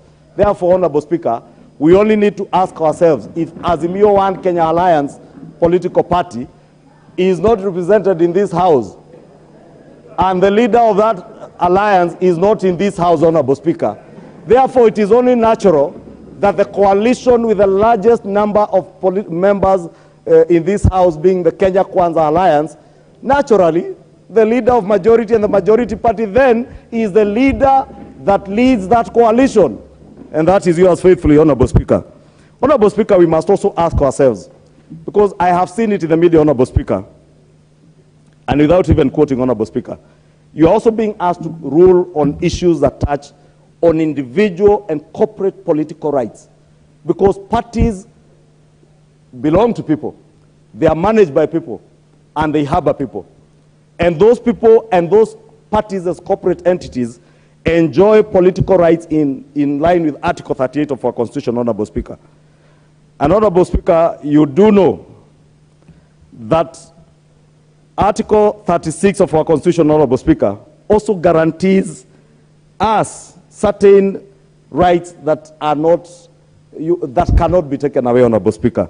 And Honorable Speaker, you must ask yourself, Honorable Speaker, and we must ask ourselves, because the contention, Honorable Speaker, relates to a few of us, especially those members who belong to UDM, who are sitting here, members who belong to MDG, like my brother David Ochengu is sitting here, members who belong to the Maendeleo Chap, members who belong to the Pamoja African Alliance, PA, and they are in this House, Honorable Speaker. Can you, as Speaker, because that is a question we are asking you to make a determination on, can you, as Speaker, ignore their fundamental right to the freedom to association, to be able to associate or coalesce with anybody that they want to coalesce with, as individuals and as political parties? Can that right be taken away, Honorable Speaker, by Clause 22 of the Azimio Agreement? And Honorable Speaker, I will dare challenge my brothers in the Azimio One Kenya Coalition Party. I have tabled coalition agreements between parties that assented to the Kenya Kwanza Alliance. I dare you, table the Azimio One Kenya Coalition Party agreements that are signed by any of these political parties. And I would dare you to table that agreement, because it is also in contention, Honorable Speaker, as to how those agreements were procured, Honorable Speaker. We have heard harrowing stories of how people were coerced under the last regime to sign blank pieces of paper with just your party name on a dotted line on one piece of paper, Honorable Speaker, not knowing what you are signing for, Honorable Speaker. Honorable Speaker, I know you have been a senior member of the legal profession, and I do not want to pretend to be one. But at least I did study a little bit of the law of contract as I started for my CPA with the Honorable John Buddy, although I was slightly ahead of him. Honorable Speaker, the Honorable John Buddy might be slightly older than me, but I was slightly ahead of him in the profession. I qualified as a CPA when I was in my first year at the University of Nairobi. Honorable Speaker, I was saying in the law of contract, you know any agreement that is obtained either under duress or with the concealment of material facts, that agreement cannot stand in law. Therefore, our brothers in the One Kenya coalition, I am sorry, and I am sorry to you, and I'm sorry to the Kenyan people, because we created this mess right on this floor. And that is why I appeal, as I conclude, Honorable Speaker, to our colleagues. This issue, Honorable Speaker, we are confident that you'll be able to make a ruling on it, Honorable Speaker. But as we begin this 13th assembly, I dare say we must never get back to where we got to in the 12th Parliament, Honorable Speaker. We never consulted each other as we made a mess out of the political parties that govern and guide the growth of our democracy.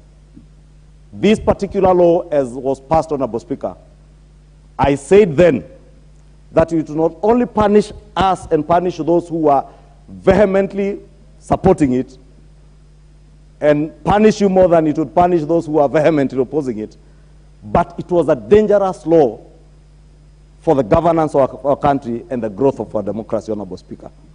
Honorable Speaker, I beg to submit, Honorable Speaker, that my colleagues in the Azimio One Kenya Alliance, Honorable Speaker, do know they do not have the numbers.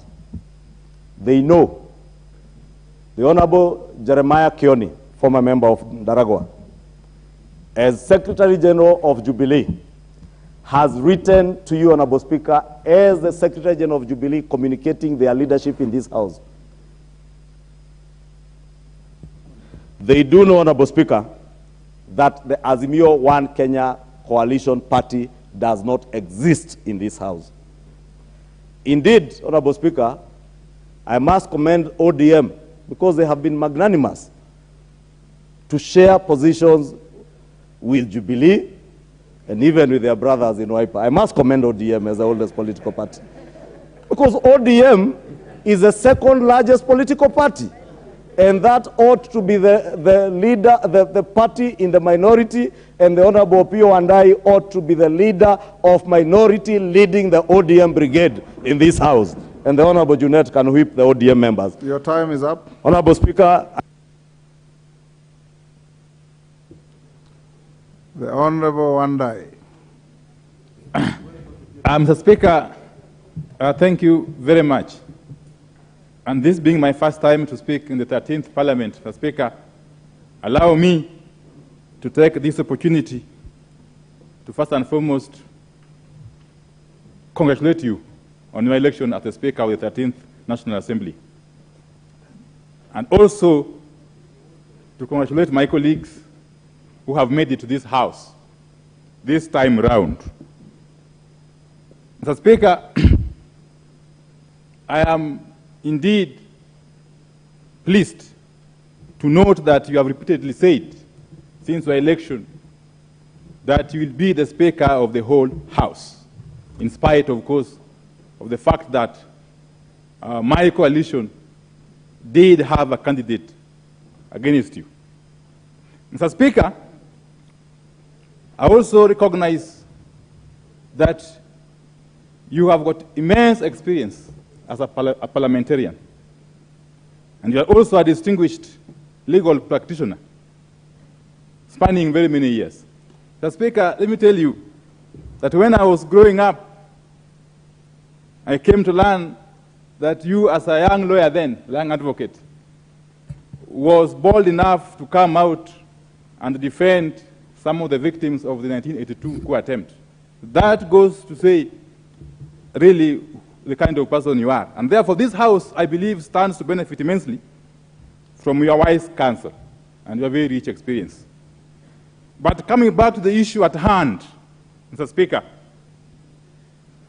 I want us to take note of the fact that the Constitution of the Republic of Kenya 2010 makes it at Article 3, Subarticle 1, an obligation for every single person to respect, uphold, and defend the Constitution.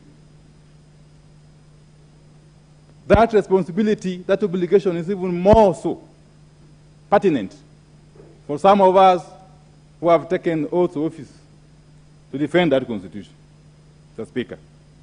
Mr. Speaker, I've been listening very keenly to my friend and compatriot, the Honorable Kimani Ichung'wah. But let me take you to Article 259 of the Constitution. Article 259 of the Constitution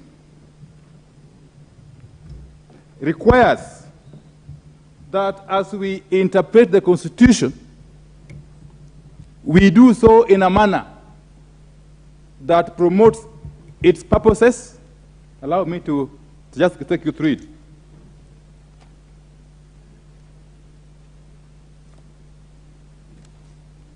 That this Constitution shall be interpreted in a manner that, among others, promotes its purposes, values, and principles, and also in a manner that contributes to good governance. What I mean to say, Mr. Speaker, is that you need to undertake a holistic reading of the Constitution for you to arrive at any particular conclusion or determination. Selective reading of the Constitution, or any law for that matter, really, may not be helpful in examining a matter of significance such as the one that we are faced with this afternoon. Mr. Speaker, Article 108 has been spoken to by my colleague, the Honorable Kimani Ichung'wah. And there's no doubt, indeed, that under Article 108, both Part 1 and 2, the leader of majority party shall be the person who is the leader of the National Assembly of the largest party or coalition of parties. Mr. Speaker, standing orders of the National Assembly. In fact, those of us who are privileged to be in this House in the 12th Parliament will recall that we did make some amendments towards the end of that House. So, Speaker, the Standing Order number 1 provides, and I want to read, that in all cases where matters are not expressly provided for by these standing orders or by the orders of the House, any procedural question shall be decided by the Speaker. But it goes on to say at Part 2, and this is very important, that the decisions made in Paragraph 1 shall be based on the Constitution of Kenya, statute law, and I dare say in this case, the Political Parties Act of 2011, as amended severally, including the amendment of 2022. Statute law and usages, forms, precedents, customs, procedures, traditions, and practices of the Parliament of Kenya and other jurisdictions to the extent that these are applicable to Kenya. Mr. Speaker, we have come to a point where we seem to be asking you to make a decision, to make a determination on a matter that is so well provided for, so expressly provided for by not only the Constitution, the Political Parties Act, but also by our own standing orders. And let me take you to Standing Order number 2B. Yes, Standing Order number 2B, Mr. Speaker.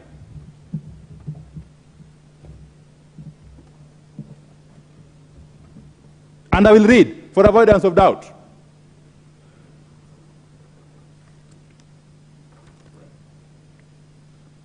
Clerk to obtain coalition agreements.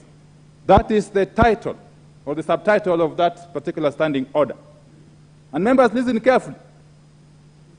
It says at 2B that the clerk shall obtain from the registrar of political parties a certified copy of any coalition agreement entered into by the two or more parties in the National Assembly for purposes of ascertaining the relative majorities in the House and facilitating the transaction of the business of the House. Mr. Speaker. Mr. Speaker, pursuant to this particular standing order, I dare say, the acting clerk of the National Assembly, and I must commend her for her diligence, the acting clerk of the National Assembly on the 2nd of September 2022 did write to the registrar of political parties seeking this information. And indeed, Mr. Speaker, the registrar duly responded to her letter on the 7th of September 2022. The registrar of political parties wrote to the clerk of the National Assembly. And I want to read excerpts of that letter. Mr. Speaker, if I could be allowed to continue. Mr. Speaker, just I don't want to correct my former chairman of Public Accounts Committee, but before he leaves Standing Order 2B, Speaker, just like Honorable Chungwa, can he first table the Azimio agreement as provided and certified by the registrar of political parties?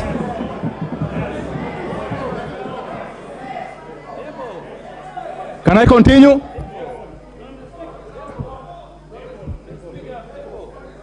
Yes.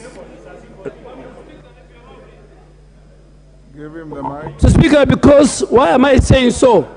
Speaker, Standing Order 2B, as correctly read by the Honorable Opio Wandai, is very specific. It says the clerk of the National Assembly will write to the registrar of political parties, one and Deritu, asking the National Assembly to be provided with. So, Mr. Speaker, the basis of our argument is not about the letter. It's about the coalition agreement. We have seen Kenya Kwanza. Can we get the one for? Can we get the one for Azimio? Honorable members, that is a line of argument that you can pursue, and I'll give you an opportunity. Mr. Speaker, thank you for protecting me from my friend and senior in the House, Honorable Dwale. In the course of my submissions, I will be educating him a little bit on matters law. On matters law. Mr. Speaker, I was saying that on the 7th of September, the registrar of political parties did write back to the clerk of the National Assembly. And she said, request for information on coalition agreements. Request for information on coalition agreements. Reference is made to the above subject matter, and your letter dated 2nd September 2022, whose content is duly noted. Pursuant to Section 10 of the Political Parties Act 2011, as read together with Regulation 21 of the Political Parties Registration Regulations 2019, and in line with your request, the constituent political parties of coalitions and effective dates are as listed below. 1. Coalition name, Azimio la Umoja One Kenya Coalition Party. Listen, just listen. Constituent parties, Jubilee, ODM, Wiper, KANU, NAC. You can say no, but I'm telling you what is what is here. Yes. You will continue shouting no. but that won't make a difference. KANU, NAK Kenya, Muungano Party, Maendeleo Chap Chap, Democratic Action Party, Devolution Empowerment Party, UPIA, UDM. Just continue shouting UDM. I mean, no. UPA, PA, KUP, UDP, MDG, MDG, KRP, Chama cha Uzalendo, Party for Peace and Democracy, National Liberal Party, People's Trust Party, Ubuntu People's Forum, PNU, Labour Party of Kenya, Party for Growth and Prosperity. Those are 26. Those are 26 political parties that had signed a coalition agreement under the umbrella of the Azimio la Umoja One Kenya Coalition Party on the 21st April 2022. Of course, it goes on to list those parties under the Kenya Kwanza Alliance, which I want to read. Okay, I can read, yeah. UDA, ANC, Ford Kenya, CCK, Communist, Service Party, Tujibebe, Farmers Party, Devolution Party, EFP, Umoja, Maendeleo, that had signed an agreement with Kenya Kwanza on 3rd June 2022. There are other parties listed here. Listen carefully, members. As having signed a coalition agreement under Kenya Kwanza post-election. That is on the 5th of September 2022. These are DP, National Agenda Party, Grand Dream Development Party, Chama cha Mashinani. Then it goes on to say that further, the following political party is not a member of any coalition. That is NOPEU. But it has since gotten into some arrangement with the Azimio, yeah. Then you may wish to note, finally, that the following political parties have filed constitutional petitions and or have filed objections with regard to their membership in Azimio. That is Maendeleo Chap Chap, UDM, and MDG. But let me say this now. Let me say this. As I say so, allow me to table this, Mr. Speaker.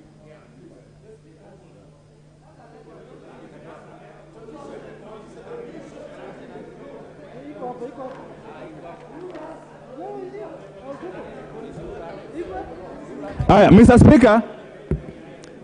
Speaker, members, we shall hear the Honorable Wandai in silence. Mr. Speaker, this is a matter, and I want to go to Standing Order 19. Standing Order 19.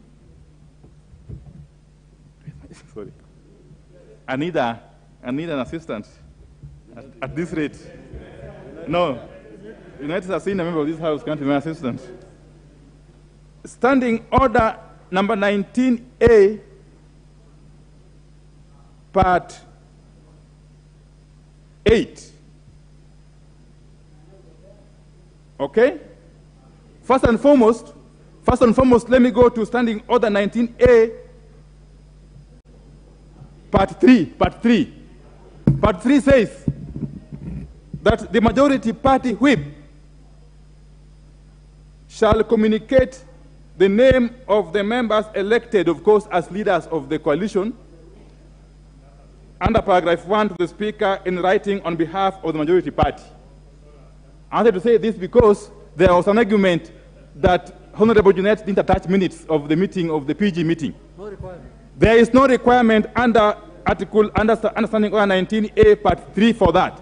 The only time you need the minutes of a PG meeting is when you are changing the leadership of majority or minority. That is at Standing Order 19A, Part 7. The Speaker, Part 8, 19A, Part 8 says, upon receipt of the notification and the documents under paragraph 7, and confirmation that the threshold for removal, well, that is for removal. Okay. At 19A, Part 4, the Speaker shall, as soon as practicable, following receipt of the names under paragraph 3, convey the information to the assembled House if the House is sitting, or notify members if the House is not sitting, as he earlier on alluded. So therefore, what am I saying? That upon the convening of the 13th Parliament, and upon the determination by the clerk of the National Assembly of the status of the various coalitions from the registrar of political parties pursuant to Standing Order 2B, and upon the confirmation by the registrar of political parties to the clerk, the Speaker is simply expected, indeed required, under Standing Order 19A, Part 4, to simply convey the same to the House. That is what the law and the standing orders dictate. Any other thing is mere hot air. Mr. Speaker,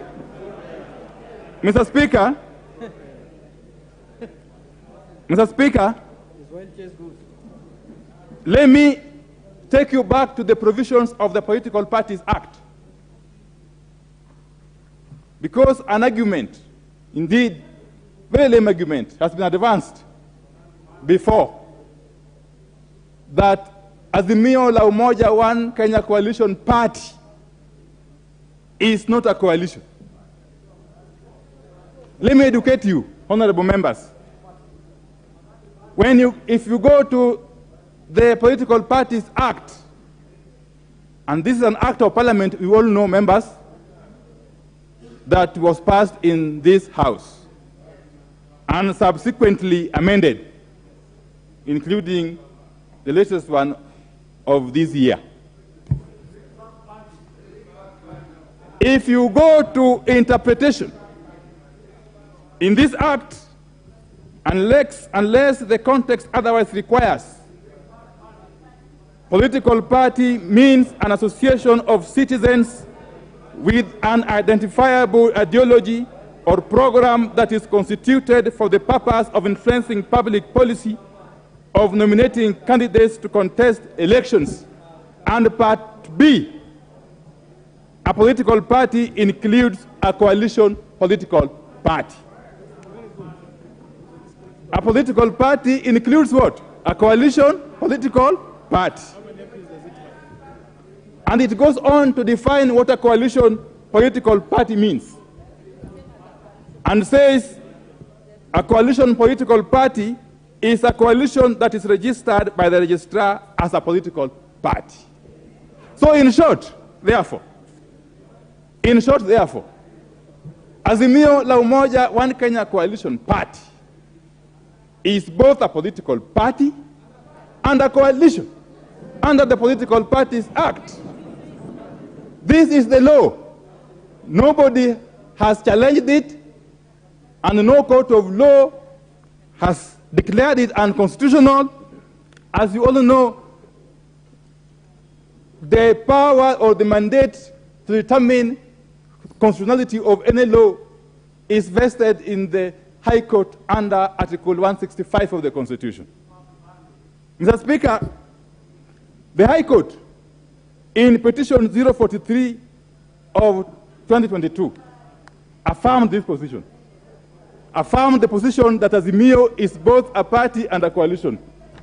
And let me read excerpt of that ruling, of that court ruling. There was no difference between a coalition party under the old law and a coalition political party. It stated, as for coalitions, the same have always existed in the law as they are provided for in Section 10 of the Political Parties Act, For all practical purposes, we have had coalition political parties in Kenya. One example is the Jubilee Political Party, which comprised parties like TNA, URP, among others. The only difference is that at that time, the constituent parties would be dissolved. But in the new definition of the constituent parties under the Act, parties will retain their individual identities. Therefore, all that the amendment has done is to formalize these practices through legislation. That is the court speaking, Mr. Speaker. Mr. Speaker, the High Court is speaking. The High Court of the Republic of Kenya is speaking. And again, to educate my colleague, Honorable Didmas, a court judgment is law. It's what we call case law. And until I've the court. Mr. Speaker, Mr. Speaker, Mr. Speaker, the author of the letter that I've just quoted from, that is the registrar of political parties, is the official custodian of all coalition agreements. There is actually no need for us to table any agreement, because the author of that letter is the custodian of all these agreements. If you want to confirm with her, you simply take a walk to her office and confirm the same. And confirm the same. We don't act in vain. Okay? Let me conclude. Let me conclude. Mr. Speaker, this is a matter that, as I had said earlier on, does not really need to exercise your mind. It's a matter that you can dispense with very easily by simply going back to the standing order 2B. And let me say this. Eskin May, who is one of the authorities that is acclaimed the world over, has determined previously in his writings that the matters of leadership of political coalitions or parties in the House is a question of the result of parliamentary elections. If you read the 25th edition of Eskin May, which was published, I think, in 2019, you will come to realize that these matters that we are discussing here are determined way back at the time we are doing parliamentary elections. Indeed, even in the US, the matters of majority and minority are determined in the House of Representatives at the time you are carrying out parliamentary elections. No amount of gerrymandering can change the situation. Order on the Wandai, it's a point of order.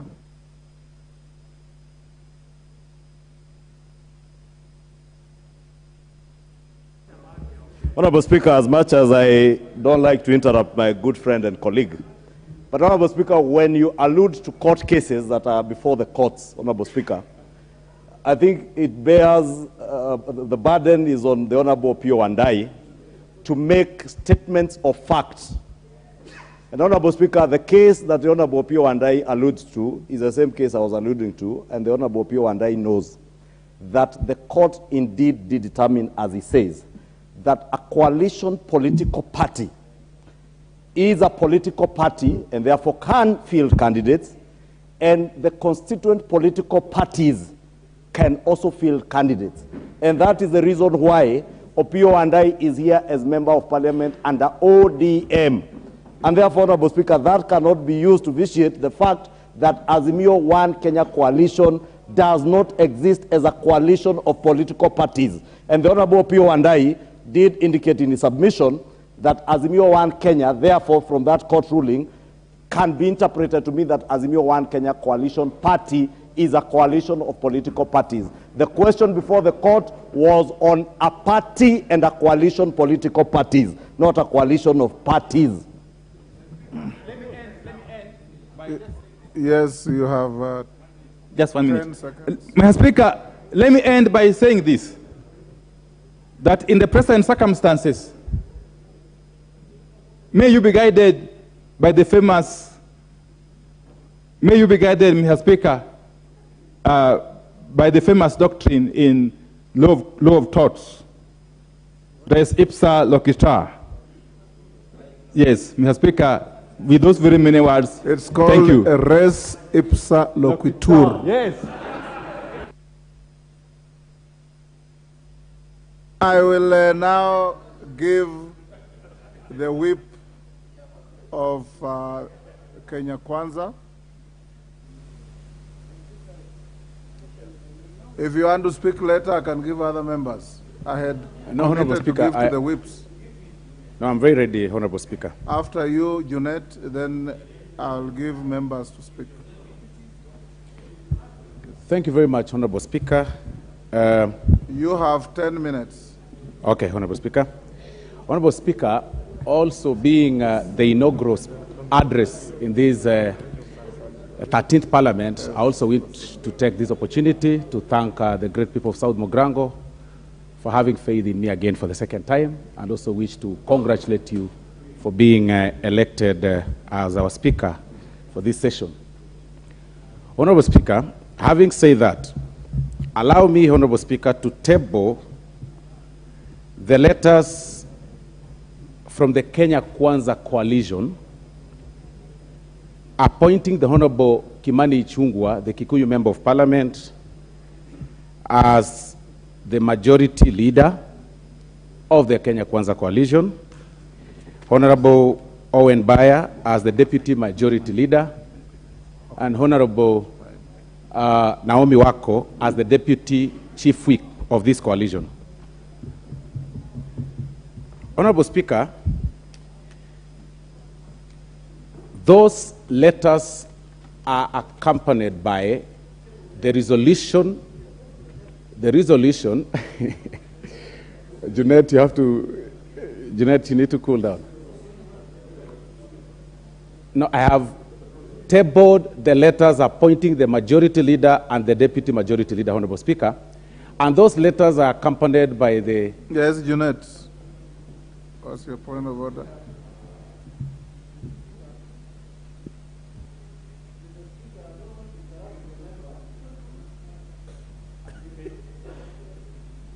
Of course, I behave like somebody who has been here before.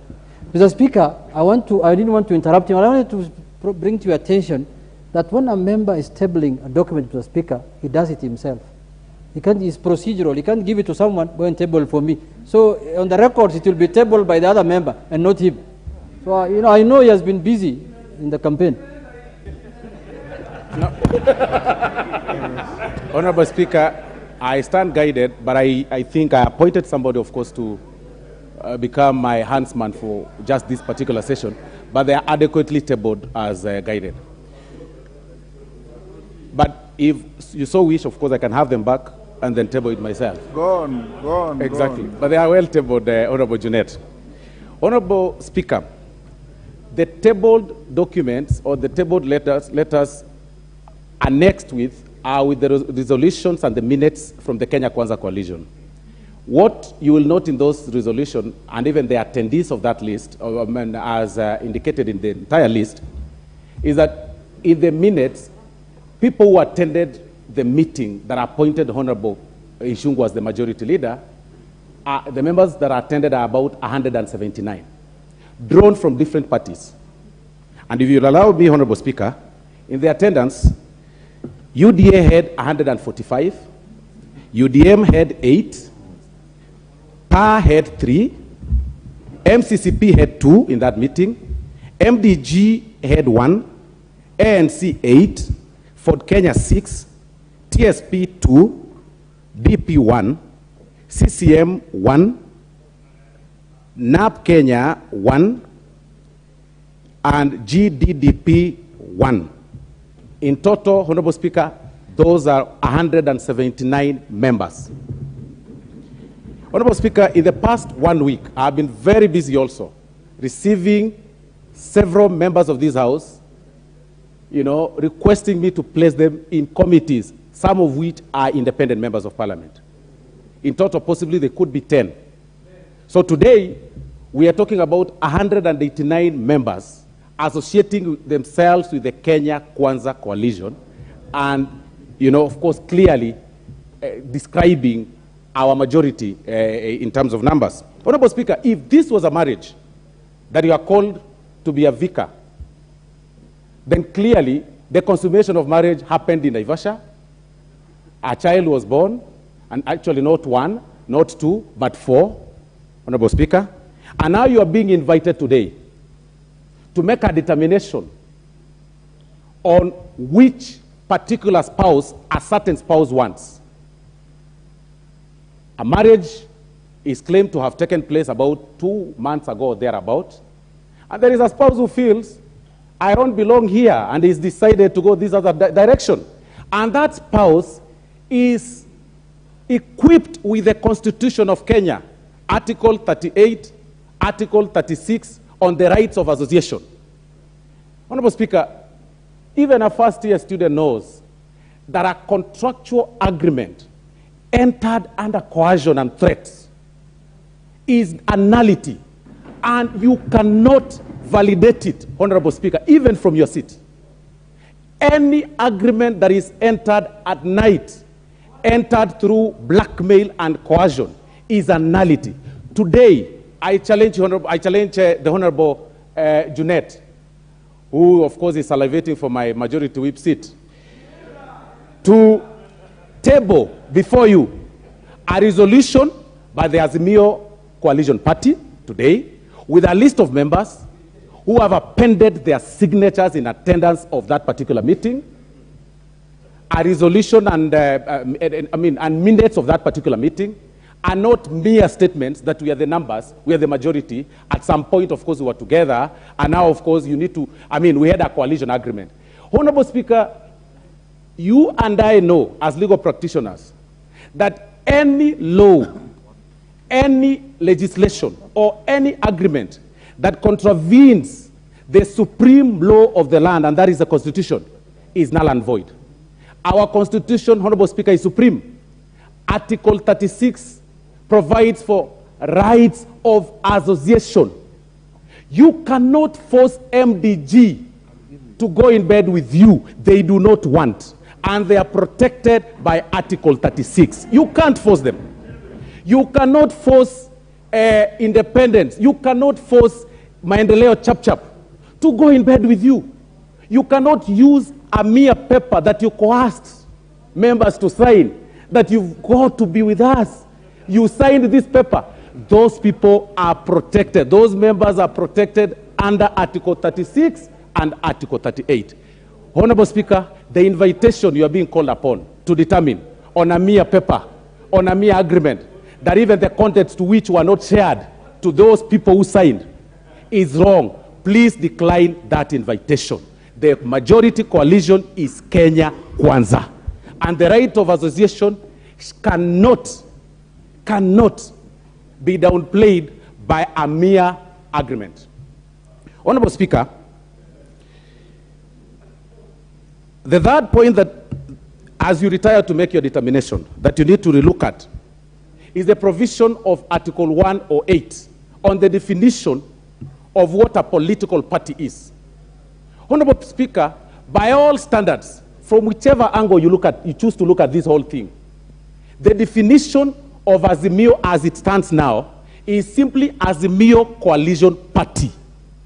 It stands with the same level. It positions itself with the same level as ODM, as UDA, as Maendeleo Chap, and all these other parties. And today, Honorable Speaker, if you call for account the members of Azimio Coalition Party here in this house, you'll get none.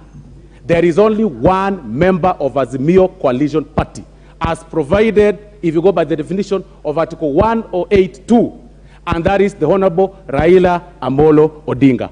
All the rest are members of parties, including myself. I'm a member of UDA. The Honorable Junet is a member of ODM, who enjoy a sizable number of these in this house. They are only 88. And I also want to echo the sentiments of my colleague, Honorable Ishungwa, when he says that they've also been very fair to award or to give, to share their very small, meager cake to their short brothers, to their brothers who don't deserve, the Wiper and the other parties.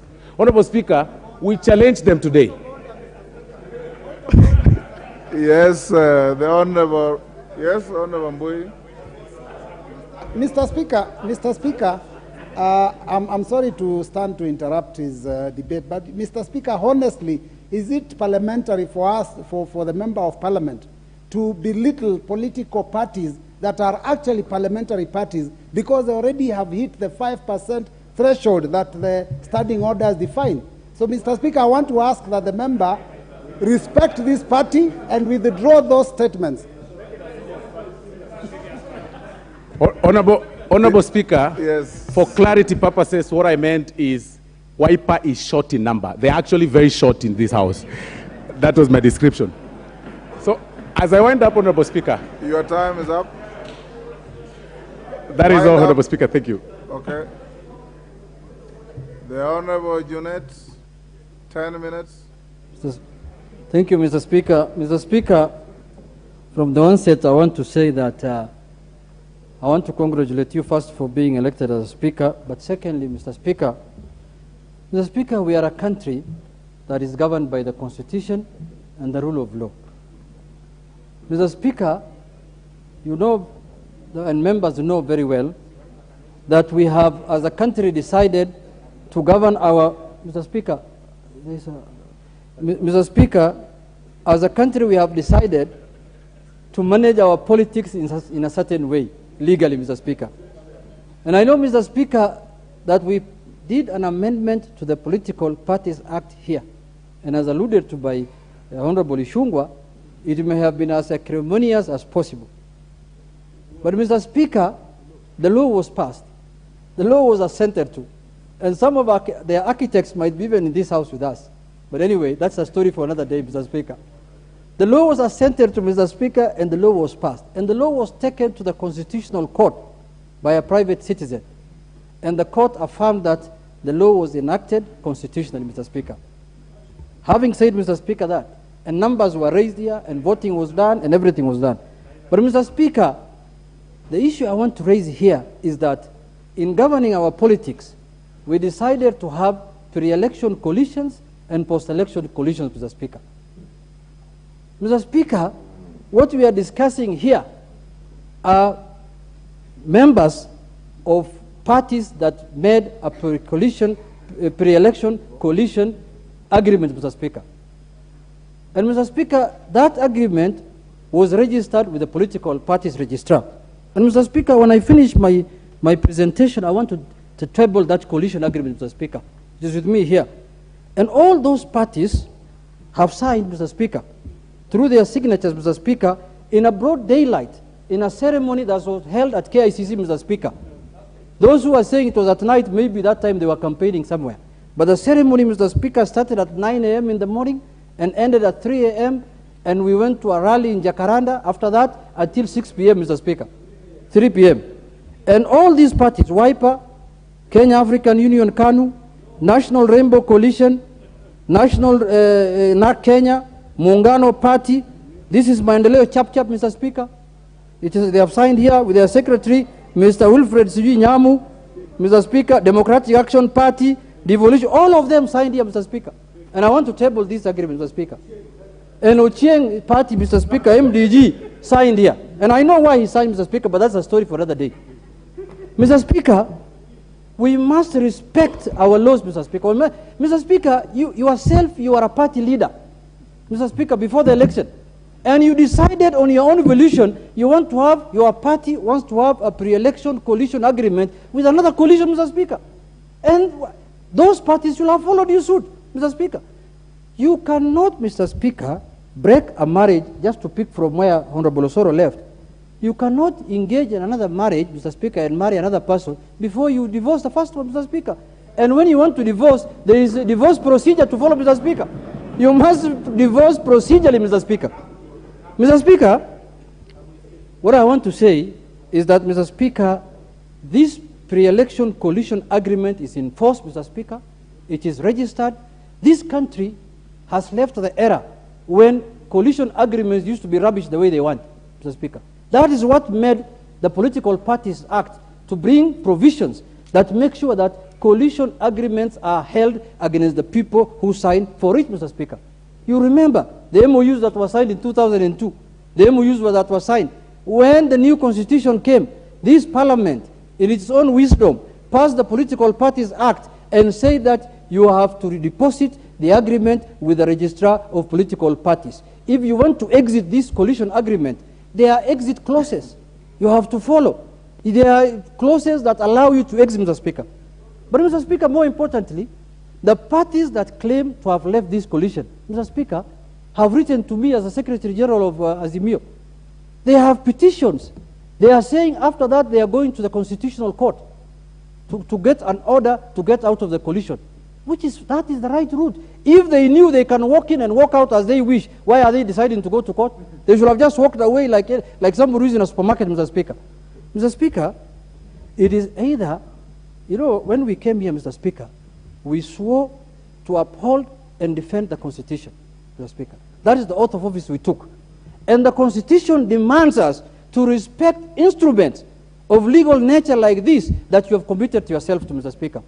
If you want to walk out of it the way you want, that's your choice. But the fact of the matter is, this country will be governed by the rule of law. This country will be governed by the Constitution, Mr. Speaker. Mr. Speaker, how do we have a mature democracy? Mr. Speaker, this presidential system that we are using to govern our country, we borrowed from the United States of America. Mr. Speaker, there are times when the president of the Republic of Kenya does not have the numbers in the Congress, but he does not cease being the president of that republic. They have midterm elections where the president loses the Congress. Obama lost it in 2015, I think, but he did not cease being the president of the Republic of the United States of America. Mr. Speaker, it doesn't mean that for you to become president, you must have the numbers in Parliament. No. Parliament is a separate arm of government. Mr. Speaker, you can still remain the president and you still don't have numbers in the National Assembly. Maybe you have the numbers in the Senate. That is how mature democracies operate, Mr. Speaker. Mr. Speaker, you can get numbers in Parliament through election. You cannot get members of Parliament through poaching, Mr. Speaker. That's a fact of the matter, Mr. Speaker. Mr. Speaker, we want to categorically say on the floor of this House, the precedents we are going to set in this Parliament this time is going to be for posterity, because we are going to have elections in 2027. A president might be elected who is going to have less numbers in the National Assembly. Then he wants to force people to accept that he's the majority party in Parliament because he's the president. No, the presidential election is separate from the parliamentary election, Mr. Speaker. People can be elected in one party, in one coalition, Mr. Speaker. So, Mr. Speaker, let us not mutilate democracy on the floor of this House, Mr. Speaker. We must accept that the will of the people of Kenya, who elected the president as the president, must be respected as the will of the people who gave certain coalition and certain party the majority in this House, Mr. Speaker. Mr. Speaker, I am being told that Azimio la Umoja, one party, has no leadership in this House. Their presidential candidate is in this House. The leader of the Kenya Kwanza is not in this House, Mr. Speaker. He is sitting in State House. He's the president, he is in State House. He's not in this House with us. So there is no requirement the leader of a coalition must be in this House, Mr. Speaker. The leader of the coalition can sit anywhere in town so long as his troops and his members of Parliament are in this House, Mr. Speaker. You cannot, then let us have the president here sitting with us, Mr. Speaker, as the leader of the Kenya Kwanza coalition, Mr. Speaker. Mr. Speaker, we don't want even ourselves as the Azimio la Umoja to be given a due advantage, Mr. Speaker. If we had less numbers, Mr. Speaker, the will of the people, these parties that joined Azimio la Umoja One Kenya, Mr. Speaker, came knowing very well that they are in this coalition in their rightful state of mind, Mr. Speaker, and the people who elected them to this House knew very well that they are in that coalition, Mr. Speaker. It will be betrayal of the people who elected those people in the name of Azimio, Mr. Speaker, for them to come to Nairobi, for them to come to the Parliament and change course, Mr. Speaker. That is not the democracy we want to advance in this country, Mr. Speaker. Let us have let us have politics that follows the law, Mr. Speaker. Let us have politics that respects institutions, Mr. Speaker. For example, just wait, Mr. Speaker, the registrar of political society, political party, Mr. Speaker, has this document. Point of order, Honorable Junet.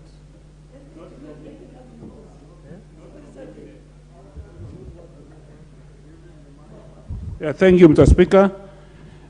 Point of order, Mr. Speaker. I wanted to know, Mr. Speaker, is it in order, Mr. Speaker, Mr. Speaker, standing order number 1, Mr. Speaker, which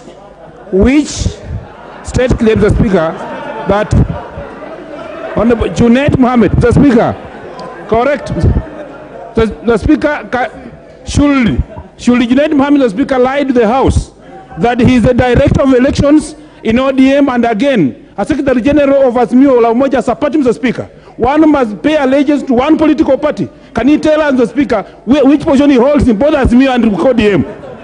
And a promoter of BBI, Mr. Speaker.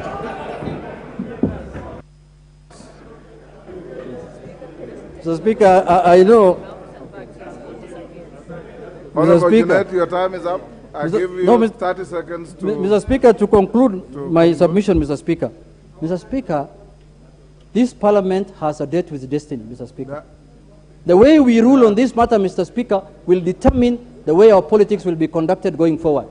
So, Mr. Speaker, I urge you, with humility, have fidelity to the Constitution and the law. Thank you very much. The Honorable Duale. Mr. Speaker, today is a day that I will remember. Early this year, we had the Political Parties Amendment Bill, very chaotic, and Mr. Speaker, the CS until I am approved by this august House. Mr. Speaker, I remember, and the answer will prove me right. I told my colleagues then that don't make laws that will haunt you. And there are people who are running away from that chaos. As they say, Murive, don't run. Murive, don't run. Junet and his colleagues, don't run. This matter must be decided this afternoon. And Mr. Speaker, your predecessors have decided more complex issues. I was with you in the 10th Parliament, during the Grand Coalition government, where the leader of government business used to be the chair of the House Business Committee. And when the Vice President, then Honorable Kalonzo Musyoka, and the Right Honorable Raila Odinga argued who will chair, Speaker Marende took over. So, Mr. Speaker, in the legislature, you are the arbiter. You should not be referred to anything. Listen to us, and based on law and facts and evidence. Mr. Speaker, what my colleagues, our opponents, are going through is what the medical doctors call placebo. Placebo is something, a lie, a healing. You claim that you have healed psychologically, but you have not healed. So in in March of this year, early this year, the Speaker, you know we are not in Isli, where me and him talk to each other like that. We are in the guest house. Speaker, yeah. When we are in Isli, we can talk to you right the way we want. Yeah, this is a guest house. Yes. Mr. Speaker, so Mr. Speaker, they thought this was the healing. The healing time is over. But Mr. Speaker, I want you to rule on 6 things I want to tell you. And Mr. Speaker, and I want to start with Article 2 of the Constitution, sub-Article 4 says, any law, including customary law, that is inconsistent with this Constitution is void to the extent of the inconsistency, and any act or commission in contravention of this Constitution is invalid. Even an act of Parliament passed by this House, if it is not consistent with this Constitution, it is null and void. Mr. Speaker, Article 36 of the Constitution, and Article 36 of the Constitution, Mr. Speaker, is on the Bill of Rights. It's about human rights. It says the freedom of association. Speaker, you have to give me my time then, you know, when I'm disrupted.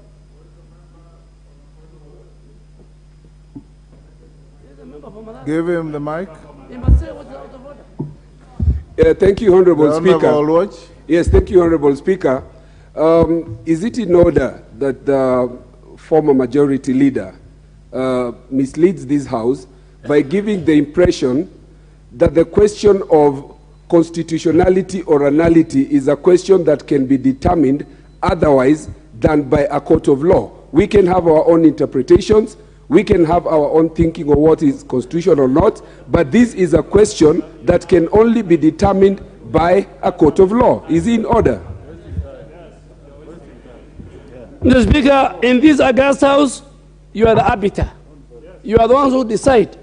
Those who go to the judicial system, to the courts, you can go, as Honorable Wandai said. So, Mr. Speaker, Article 36 is in the Bill of Rights. For even to amend it, you must go to a referendum. It's about freedom of association. And it says that you can join, you can participate in any activity of any association of your kind. 36(2) says that nobody can compel you to join. Mr. Speaker, PA, MDG, and I want to thank the leader of MDG, is in this House. He is a leader to be watched in Luo Nyanza. He's a serious guy. He came to this House with a small party in Siaya, from Siaya County. He must enjoy his rights, Mr. Speaker. The framers of the Constitution protected MDG. The framers of the Constitution, both in letter and spirit, protected PA as a party and its membership, rank and file. Article 38, Mr. Speaker, and you must rule on it. Again, in the Bill of Rights, it's about human rights. It says on political rights that provides political rights of every person, including members of PA, members of MDG, members of small parties. Mandela Chap, they have got political rights, and the Constitution under Article 38 defense. Mr. Speaker, a legal document signed, and I'm sure when you talk to the Speaker of the Senate, your colleague, you talk to the Foreign Secretary nominee, they will tell you they signed the last page under coercion, under intimidation. Mr. Speaker, do you follow that document? Mr. Speaker, let me finish. Let me finish here this time. Mr. Speaker, let me finish. And you have to give me time. Yes, the Honorable Chega. I'll prove. I'll bring Kinoti here. Kinoti is still alive. Thank you, Mr. Speaker. You know, Mr. Speaker, I respect Honorable Duale as a ranking member. And any evidence that he gives to this House must be factual. So for him to come and lie to this House that people signed under coercion, it is really very unfortunate, Mr. Speaker. And I would like, Mr. Speaker, that we strict ourselves to the facts. We have people who are here, Mr. Speaker. They will speak. Who signed, they can speak on their behalf and on themselves. And so I would really urge Honorable Member, Honorable Duale, to just speak the facts. Mr. Speaker, you need to add me time. Mr. Speaker, in this House, Mr. Speaker, my good sister, Sabina Chege, at that time was the custodian of the instrument. Honorable Ochieng will speak. Honorable Kamket will speak. Yes. Members of PA will speak. Yes. Members of Mandela Chapchap will speak. And they will say under what condition, under what environment they signed. And the people of Kenya must hear to David Ochieng. Yes. And Mr. Speaker, because a commission of inquiry into certain things might be formed. So relax. Mr. Speaker, listen to us under Article 36, Sub-Article 1, Article 36, Sub-Article 2, Sub-Article 38 on political rights. Mr. Speaker, the other thing you need to, I'm inviting you to is whether Azimio coalition is a political party or a coalition party. And Mr. Speaker, I want to give as a ranking member. These are members who will approve me. And please, now I'm the member for township. In fact, the serious issue Azimio should think about is that they will not access the political party's fund. And I'll tell you why. The 6.9 million votes, Honorable Raila Odinga, a man who inducted me into politics, got it. He was the only candidate of that party in the general election. There was no MCS in Azimio. There were no MPs. There were no governors. Read the Political Parties Act. It says, Mr. Speaker, defend me from pursuing an argument. No, I'm pursuing an argument. You will have your time. No, Mr. Speaker, you can't shout. You can't shout when I'm on my feet. No.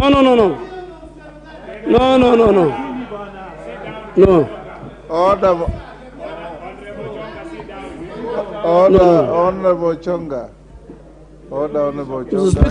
Mr. Speaker, he has Honorable Chonga, I believe you're a first timer. Second term. Okay. Then you should know even better that the Honorable Chonga. Speaker is talking. Honorable Chonga, there are your colleagues here who are here for the first time, and they are looking to you to learn on how to conduct yourself. It's out of order to stand up and shout at your colleague across the aisle. You seek the Speaker's permission, then you pursue a counter argument. But you do not stand up and behave in a rally situation, which I said we shouldn't have. Mr. Speaker, because I have been very much interrupted, we'll give you about 3 more minutes. Mr. Speaker, I want you to also, I invite you to... I give you 2 minutes because of the... I want to invite you to whether the exit clause in the post-election agreement has any basis. Mr. Speaker, I looked at the Political Parties Act 2011. There is nowhere that will stop PA and these other parties from exiting. Let my colleagues tell me which section. Mr. Speaker, you need to look at whether... Speaker, some are telling you that the matter is sub judice. I agree. But Mr. Speaker, Standing Order 89.5 allows you as a Speaker to allow this House to discuss a matter that is in court. So, Mr. Speaker, we are within the parameters of law. Finally, Mr. Speaker, the Speaker used the Constitution. Use Article 108. This matter is very serious. Forget about coalitions, Mr. Speaker. Deal with the political parties. If you have got 84 members, that is your share as ODM. If you have 145 members, that is a share given to you by the people of Kenya, UDA. If you have got 5 or 10, like Kanu, Kamket has left, now you are less shares. If you are PA, there are 3. They want to enjoy their freedom. Mr. Speaker, during your predecessor, he made a ruling on a matter concerning Honorable David Ochieng. When David Ochieng was elected in a small party and coming from ODM stronghold, they refused to give him. That time they were called NASA. You know, they mutate. I'm in this house. From CORD to NASA to Azimio, the mutation and the turnover is so high. You know, it's so high, Mr. Speaker. I don't know what they will be, but Mr. Speaker, the Speaker ruled that Ochieng must be given a committee. Mr. Speaker, defend PA members. They have the rights under Article 38. Mr. Speaker, do not look at agreements signed by you. You are at one time, Mr. Speaker, on a lighter note, you were at one time about to join Azimio. But God forbid you are a good Christian. You didn't join. Mr. Speaker. Honorable Duale, no member shall use Mr. Speaker to advance an argument. The Honorable John Badi. Thank you, Mr. Speaker. Mr. Speaker, let me first start by saying that I think we have started in the right direction. Why do I say so? Mr. Speaker, by allowing members to ventilate on this matter, to me comes out very clearly that Mr. Speaker wants to benefit from opinions or contributions by members from across the political divide. Mr. Speaker, there are certain things that are not in contention.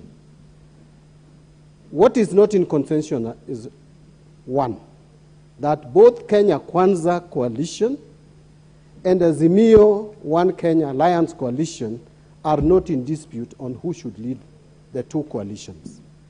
That there is just one letter coming from Kenya Kwanza nominating Kimani Ichung'wah as the leader, Owen Baya as the deputy, Honorable Soro as the whip, and of course my great sister as the deputy whip. Again, from the Azimio side, there is no dispute. The leader is Opiyo Wandayi, James Opiyo Wandayi, deputized by Mbui. The whip is Junet Mohammed, to be deputized by Sabina Chege. So that matter is settled. Both sides are clear on who should lead them. So the issue of minutes appended, attached, copies to be provided or submitted to the House rests there. Because unless there was contention as to who has been nominated by either side, then we would be discussing whether there are minutes, there are addendum or whatever it is. So having settled that, Mr. Speaker, what therefore is in contention in this House is which side is the majority. That is where we see the argument from Kimani Ichung'wah and his team and Opiyo Wandayi and his team arguing. Now, Mr. Speaker, the Constitution is not ambiguous. Article 108 talks about the leader of majority being the leader of the party or coalition of parties which has the majority membership in this House. Since it is clear, then what is not clear? What is being disputed here is these two coalitions, which has the majority membership. Now, I have heard the argument that we passed a law in this House that has created chaos or caused chaos. Nothing could be further from the truth, Mr. Speaker. Let us accept the legal framework that we have. We might have been used to the old framework, but what we created at the House was where we can have a political party with corporate membership, and therefore basically is a coalition political party and coalition of parties. Mr. Speaker, if you want to argue that Azimio la Umoja One Kenya is a political party and not a coalition of political parties, the question you will want to ask or address yourself to is, what are the legal provisions for registering a political party? The legal provisions are clear. You must have 24,000 members, at least 1,000 from majority of our counties, which are 24. Azimio la Umoja One Kenya Alliance was exempted from that. Why? Because it is a corporate political party. Mr. Speaker, when you say that this is not a coalition, the next question you will ask, where in this country, of the 47 counties, does Azimio la Umoja One Kenya Alliance has a registered party office? None. Yet that is a requirement in law to register a political party. The reason why Azimio was accepted to be registered is because it is a corporate political party. So the moment ODM, Wiper, Jubilee, KANU, etc. have registered offices, then Azimio la Umoja, in effect, has registered offices. Mr. Speaker, it is in that same reasoning why Raila Amolo Odinga, when he was presenting his papers to IEBC, was cleared, because there was a requirement that he should present signatures of proposers and supporters. And those signatures must be from members of your political party. Azimio la Umoja does not have even a single direct membership. And therefore, Raila was cleared, having been supported by members of KANU, members of Wiper, members of ODM, members of Jubilee. Therefore, those members of KANU, members of ODM, members of Jubilee are all members of Azimio la Umoja as a corporate entity. The moment you are a member of ODM, by extension, you are also a member of Azimio la Umoja political party. Therefore, this reasoning that there is no member in this House who is a member of Azimio is faulty. You cannot. There is a gentleman in this house. His name is Junet Sheikh Nur Mohammed. This gentleman is the Secretary General of Azimio la Umoja, One Kenya Coalition. And he's representing the people of Suna East. And then you come here and argue, and he's registered with the register of political parties as the Secretary General. Then you come here and you want to say that Azimio la Umoja does not even have a single member of parliament. That completely is misrepresentation of facts. Mr. Speaker, Azimio la Umoja was exempted from provisions of Section 5 and Section 6 of the Political Parties Act. Why? Because this is a corporate political entity, political party which has corporate membership. And that is why we were amending the law here, so that you could provide a situation where a political party is both a political party where you can be a member directly, and at the same time, political parties can be members of that political party. And that is the situation as it obtains today. You can take advantage of it and dissolve all, and make sure that all your political parties are also collapsed into one mega or a bigger political outfit called Kenya Kwanza, without having to just have it as coalition of political parties. Mr. Speaker, you know, Azimio la Umoja is based on coalition agreement, just like any other coalition, like Kenya Kwanza. It is based on coalition agreement. And Mr. Speaker, I listened very carefully, and I was trying to avoid usage of these words, but I'll use it. I'll use them, because Honorable Soro did use them. Honorable Soro was saying that you cannot stop a political party from going to bed with another one. That if someone has married another person, you cannot stop that person from going to bed. Yes, you can't stop anybody from going to bed with another, but you can stop another marriage before the earlier marriage is dissolved. So someone can go to bed as they so wish, yes, but marriage only subsists. Sorry, Honorable Mbadi, there's a point of order. Give him the mic. There it is. Oh, thank you, Honorable Speaker. Honorable Mbadi is my mentor. I did not really want to interrupt him. But I now see that this may progress and progress and progress. We have parliamentary language. And that language is using that marriage going into bed, though earlier used by Osoro, is unparliamentary. So please, we could restrain ourselves from that. I'm very sorry, Honorable Mbadi, but you are a seasoned member. Thank you. Mr. Speaker, I think Honorable Mboko is uncomfortable with the language, but the language is not unparliamentary. Going to bed is just going to bed. And marriage is marriage. But what I'm saying is you cannot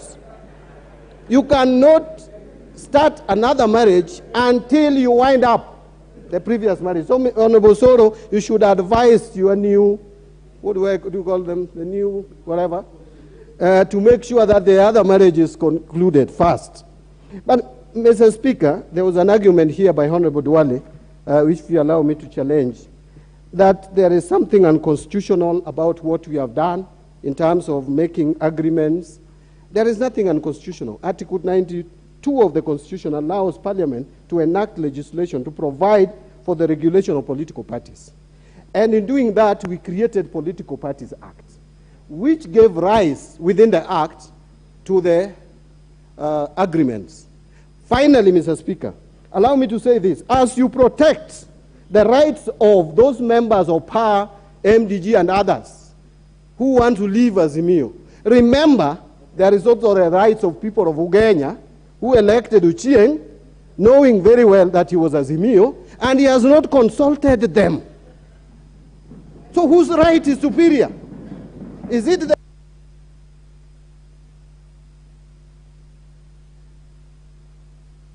on to Kenya?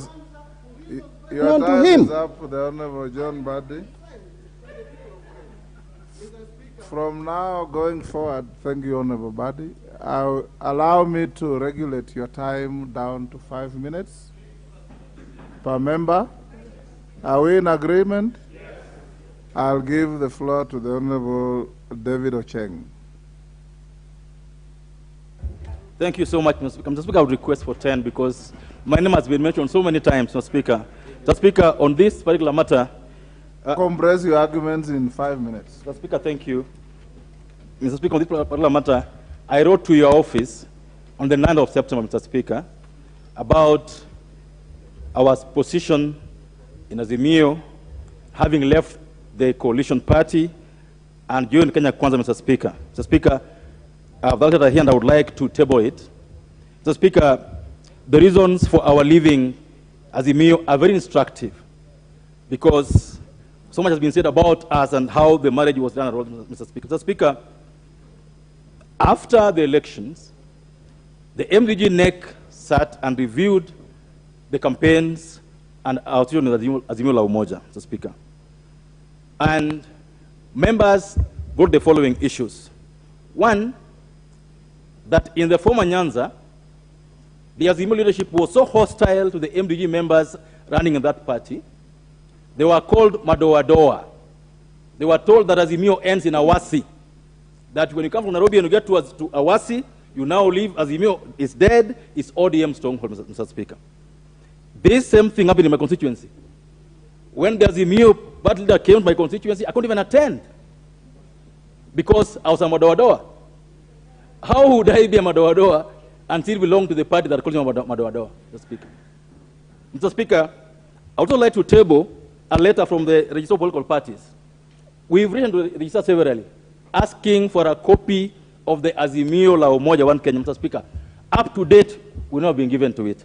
Mr. Speaker, I'm tabling a letter here again today, the register telling us that they cannot give it to us, go to Azimio la Umoja. Mr. Speaker, I must say that what the Honorable Junet has tabled today, no one can verify its authenticity. No one knows whether what is tabled is the document that we signed, Mr. Speaker. Mr. Speaker, the letter that I have here, if you allow me to read it, this letter I'm holding is from the register of political parties to our party, saying they cannot give us the agreement. We go to the Azimio la Umoja headquarters, Mr. Speaker. You go there, you're told, come back tomorrow. Come back next week, Mr. Speaker. Up to now, our party has never received a copy of this agreement. I've perused what United has given to us, Mr. Speaker, and I dare say that the content of that agreement are not the ones that we negotiated, Mr. Speaker. So I cannot verify, I cannot truthfully say that what United has tabled here today is what we negotiated, what we signed, Mr. Speaker. Mr. Speaker, number 3, our party says that Azimio la Umoja had 3 organs: the council, the NEC, and the secretariat, Mr. Speaker. In all those organs, the council, the NEC, the secretariat, MDG has no body representing them there, not one. So how do we belong to a coalition that doesn't recognize that we exist, Mr. Speaker? Mr. Speaker, on the 29th of August this year, we wrote to the registrar withdrawing a membership of Azimio. I also wish to table that letter, Mr. Speaker, and the minutes of our NEC withdrawing membership from Azimio la Umoja, Mr. Speaker, if you allow me. Number 2, Mr. Speaker, very important, Mr. Speaker, is the argument of the nature of the Azimio political party, Mr. Speaker. What has been tabled today by Mr. Junet, Mr. Speaker, is the instrument for registering Azimio coalition party. Mr. Speaker, there is nowhere, you won't find other registered political parties, there's nowhere where the parties forming Azimio registered a coalition. Because you must distinguish the two. There's a coalition party and the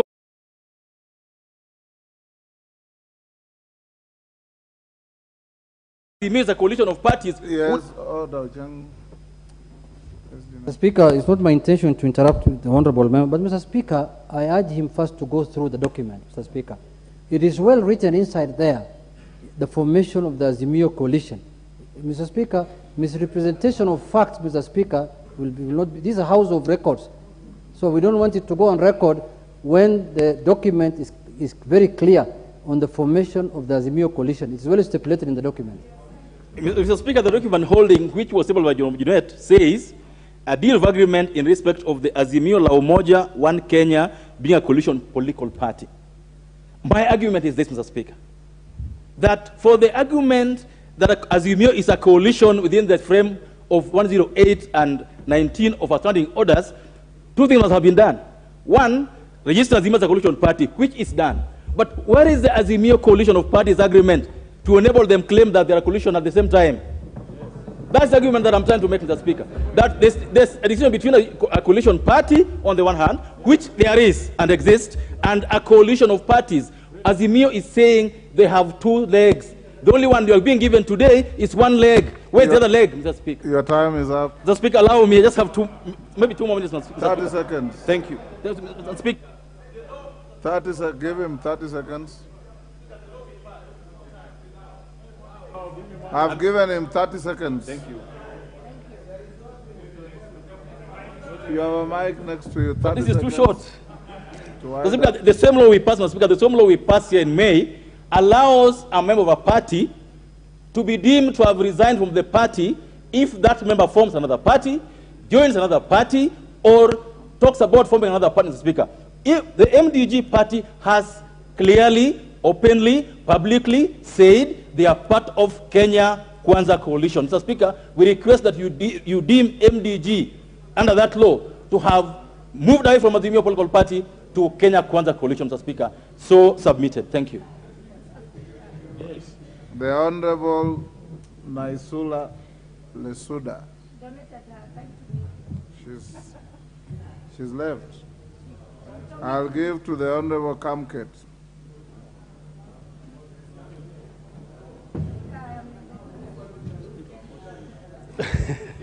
Thank you, Mr. Speaker. Thank you very much for this opportunity. Mr. Speaker, this is my first time to speak in the 13th Parliament, and I want to thank the people of Tiati for bringing me back to this Parliament and congratulate you also and your deputy for your election as Speaker and Deputy. Mr. Speaker, as you make your determination on this matter, I would like you to have me in mind as a member of Parliament for Tiati constituency. Mr. Speaker, as you have me in mind, kindly refer to Article 36 of the Constitution in its entirety. And I ask you, Mr. Speaker, to protect me from being forced to stay in an abusive marriage. I plead with you, Mr. Speaker, to protect me from being forced in a very bad marriage. Mr. Speaker, Mr. Speaker, I have just seen the Honorable Junet table a document which was not disclosed to us throughout. The document he has tabled is not known to me as a member of KANU. It was never disclosed to us. We kept asking for it. And therefore, Mr. Speaker, I cannot be party to an agreement that was signed without my knowledge of the material facts in it. And Mr. Speaker, as a pastoralist, Mr. Speaker, and a very serious nomadic pastoralist, Mr. Speaker, I cannot be put in a cage.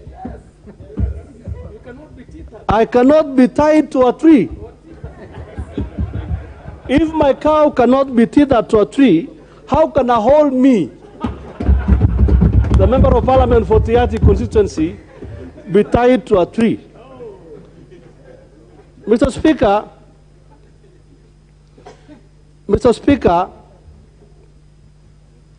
the question as you determine this matter, you need to ask yourself is this. Which agreement supersedes the other? Is it the pre-election agreement or post-election agreement? Because, Mr. Speaker, it depends on how the agreement was reached. If the agreement was reached through deceit and duress, Mr. Speaker, these honorable members know that I was arrested severally in the last term on trumped-up charges. Is that not one of the reasons why some of us decided to play along at that time? Yes. And now we are here as free. Freedom has come to the Republic of Kenya, Mr. Speaker. Order, honorable members. We shall hear the Honorable Kamket in silence. So, Mr. Speaker, as you retire to determine this matter, it is important to take into account the present circumstances. You cannot, Mr. Speaker, deny the honorable members of this House, those who have attained that freedom, the opportunity to exercise their political and constitutional rights as provided for in Article 36 of the Constitution. Fundamentally, I mean, even in the provided in the laws of natural justice, Mr. Speaker, that when an old agreement, when a new agreement is signed, the other one just dies naturally. And when somebody makes a decision today, yesterday's decision does not matter. I am now, yes, laws of natural justice. So, Mr. Speaker, I plead with you, Mr. Speaker, to save me from that bad, abusive marriage. Time up. I was not the Azimio candidate. I am a member of parliament for Tiati, and my people know that I'm in Kenya. I'll give the floor to the Honorable Didymus Baraza. 5 minutes. Thank you, Mr. Speaker, for giving me this opportunity. And I will just go straight to invite you to Article 36 of the Constitution. And we believe in the supremacy of the Constitution. Article 36, Honorable Speaker, it protects an individual and a political party from the freedom of association. And even as you retreat to deliver the judgment on this matter, I want you to be guided by two things. Do we believe, if we believe in the supremacy of the Constitution and the freedom of association, can this freedom, which is a fundamental right, be taken away by an agreement between two people or between one party and the other, an agreement which was signed in an opaque manner, Mr. Speaker? I don't believe so. The second thing, Mr. Speaker, that I want you to look at is that it will be indeed a very sad day for Kenya. It will be a dark day for this country if you will allow that an individual or political parties can be forced to remain or to associate with a person they have vehemently refused. All those parties that have said they don't belong to Azimio One Kenya, they have said so through a letter en masse. They have left this abusive marriage, Honorable Speaker, and it will be wrong. Your hands are tied, Honorable Speaker. You took oath of office to protect and uphold the Constitution. And because we believe in the supremacy of the Constitution, the fundamental right of an individual to associate with a political party of his or her choice cannot be washed away by you, Honorable Speaker. Your hands are tied, and if these people have said they want to leave the Azimio One Kenya Alliance, you have no choice. The One Kenya Alliance party has to let them go, and they should leave, Honorable Speaker. Lastly, Honorable Speaker, as I conclude, is that I was in this House when that law was being passed. I have a lot of respect for my good friend T.J. Kajwang. But T.J. Kajwang is the one who misled these members of ODM. He was masquerading as the people's Chief Justice into believing that this was a good law. You planted your own mango trees, you have to eat it, you have to live by it, as me and Kenya. Order, Honorable Didymus. Mr. Speaker,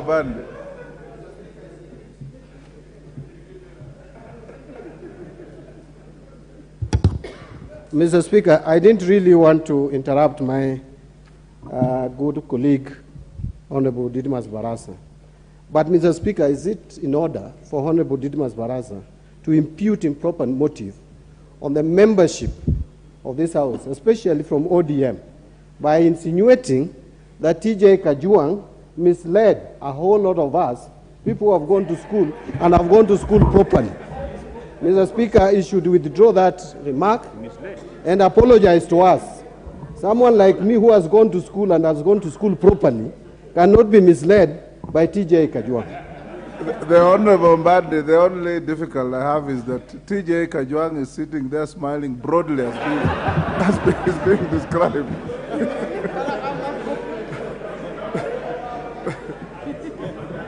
Honorable Didmas, you wind up your argument.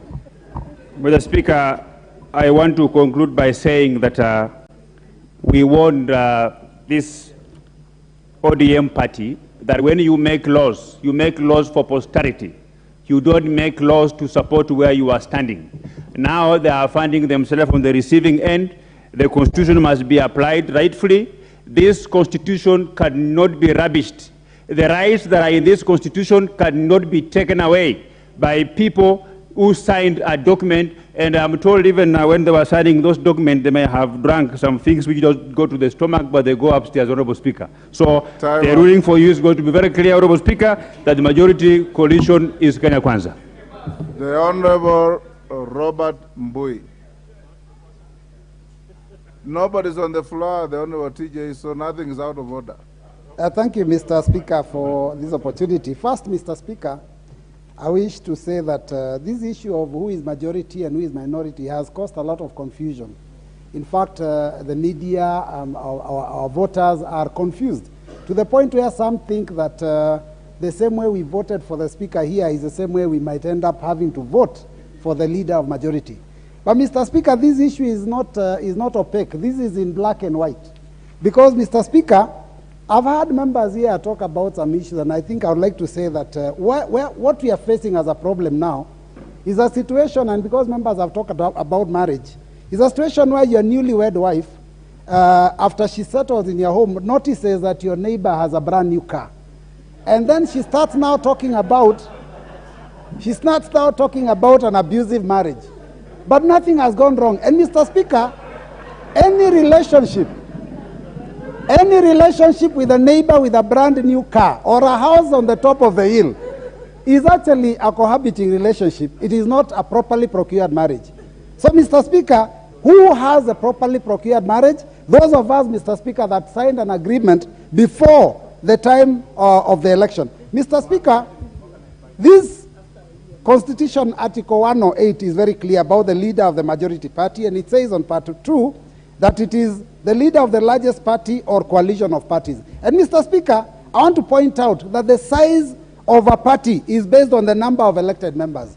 Mr. Speaker, if you go back to the last election, there was 4 teams that were competing for elective office.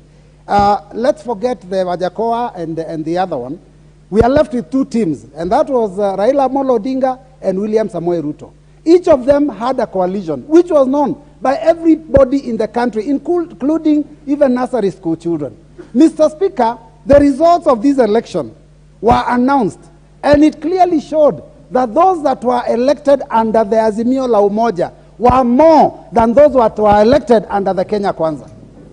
Mr. Speaker, it is only after the election that things started changing, and only after the announcement of Honorable William Ruto, His Excellency, as the president, that things started changing. If the results were different, I can tell you, we would not even be having this discussion. So let us be honest with ourselves and agree, Mr. Speaker, that the fact is this. You know, and I've heard that, I've heard people complain, but let me just tell you, the fact is that to determine the majority is by a letter that was read and tabled on the floor today. So what further argument do we have about deciding who is the majority? Now, in another month, Mr. Speaker, I do agree that Azimio la Umoja will not be majority. But as we speak today, Mr. Speaker, I think you have under no obligation to make that decision because the decision is already made for you. The Constitution has made that decision. The Standing Orders 2B has made that decision. So, Mr. Speaker, your work is easy for you. Speaker, I've heard this issue of the Political Parties Act being lambasted by members of this House. I want to say this, Mr. Speaker. It is unfortunate that we as members of the House are the ones that passed this law, and now we are insulting it. Mr. Speaker, there is no duress because members of Parliament did take a vote, and there are those that voted for it, and there are those that voted against it.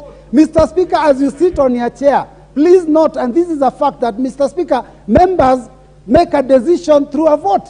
So if the vote is taken and this becomes a law, it becomes a law for the land. And His Excellency the President Uhuru Kenyatta actually assented to it. So when we start saying it is an amorphous law, it is a bad law, it is a law that was under coercion, Mr. Speaker, I think it is unfortunate because as a House, we made a decision, we made our bed, we lie on it. But Mr. Speaker, there is nothing wrong with the Political Parties Act. It's only curing political indiscipline, where people want to belong to one party and another at the same time, where people are elected in one coalition and the next day they troop in their numbers to go and get coerced, Mr. Speaker, so that they can defect for the parties that elected them. Mr. Speaker, members of Parliament must remain true to the people that elected them into the House, and those who are elected under Azimio must stick with Azimio. Mr. Speaker, there are people from our region who are elected, and we went as Wiper to support them because they were in Azimio. Now, immediately after the election, they jump and go to Kenya Kwanza. But they have not gone to tell the people why they defected. Mr. Speaker,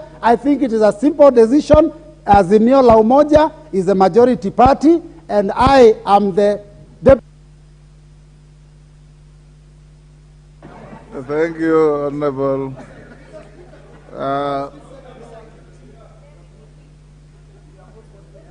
The Honorable, we have really many members. The Honorable Member Chepkonga.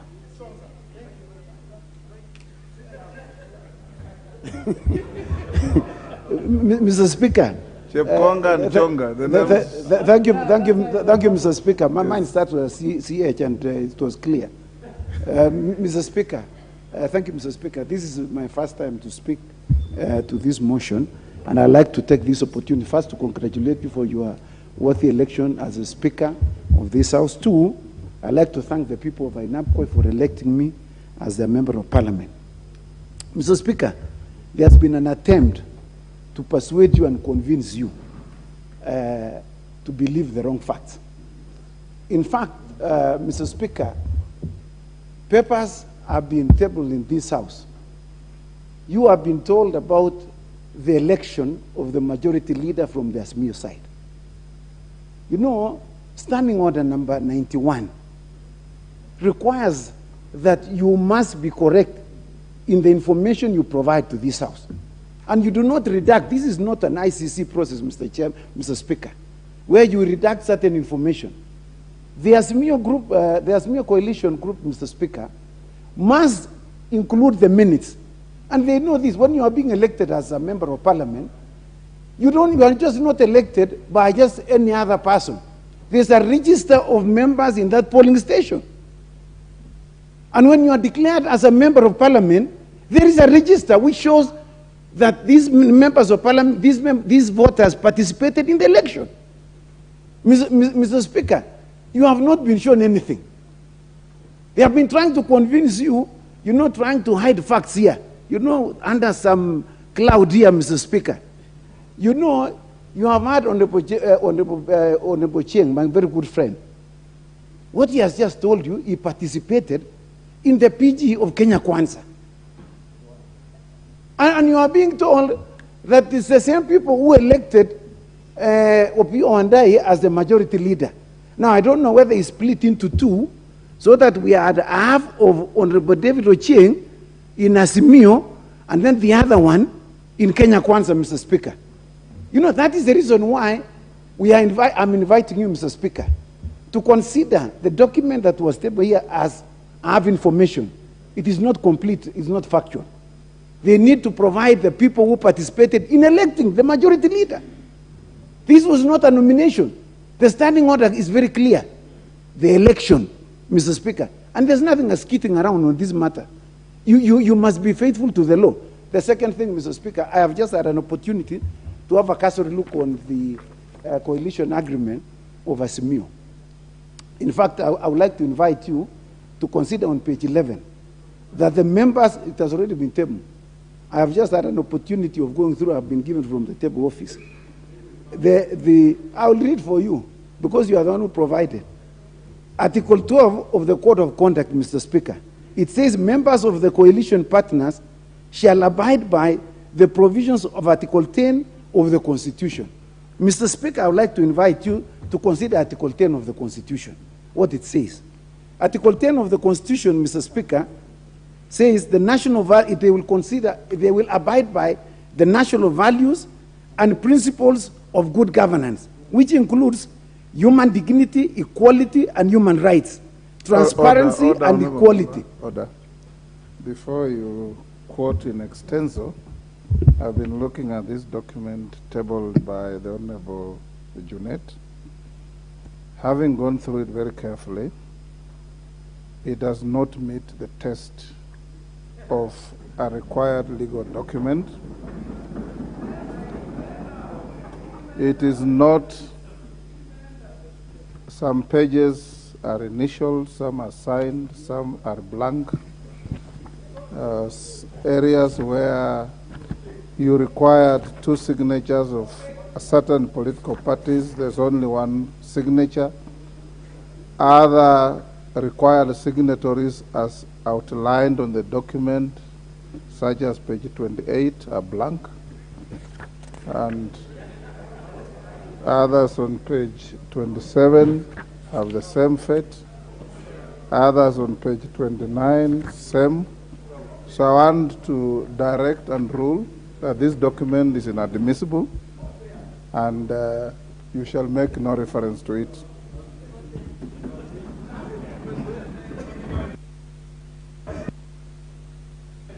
I thank you, Mr. Speaker, that in fact the document that was tabled was worthless. Mr. Speaker. Sorry, Honorable Chepkong, and going to the future, Honorable Junet, if you bring a copy of a document, try and authenticate it so that it can carry the color and force of law.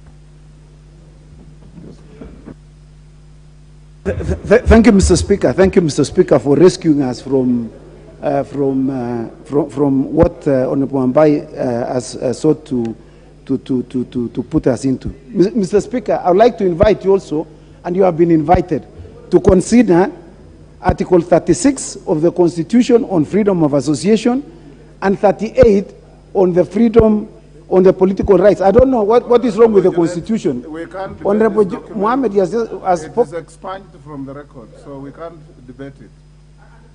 You cannot. It's not. You cannot have a point of order against the Speaker.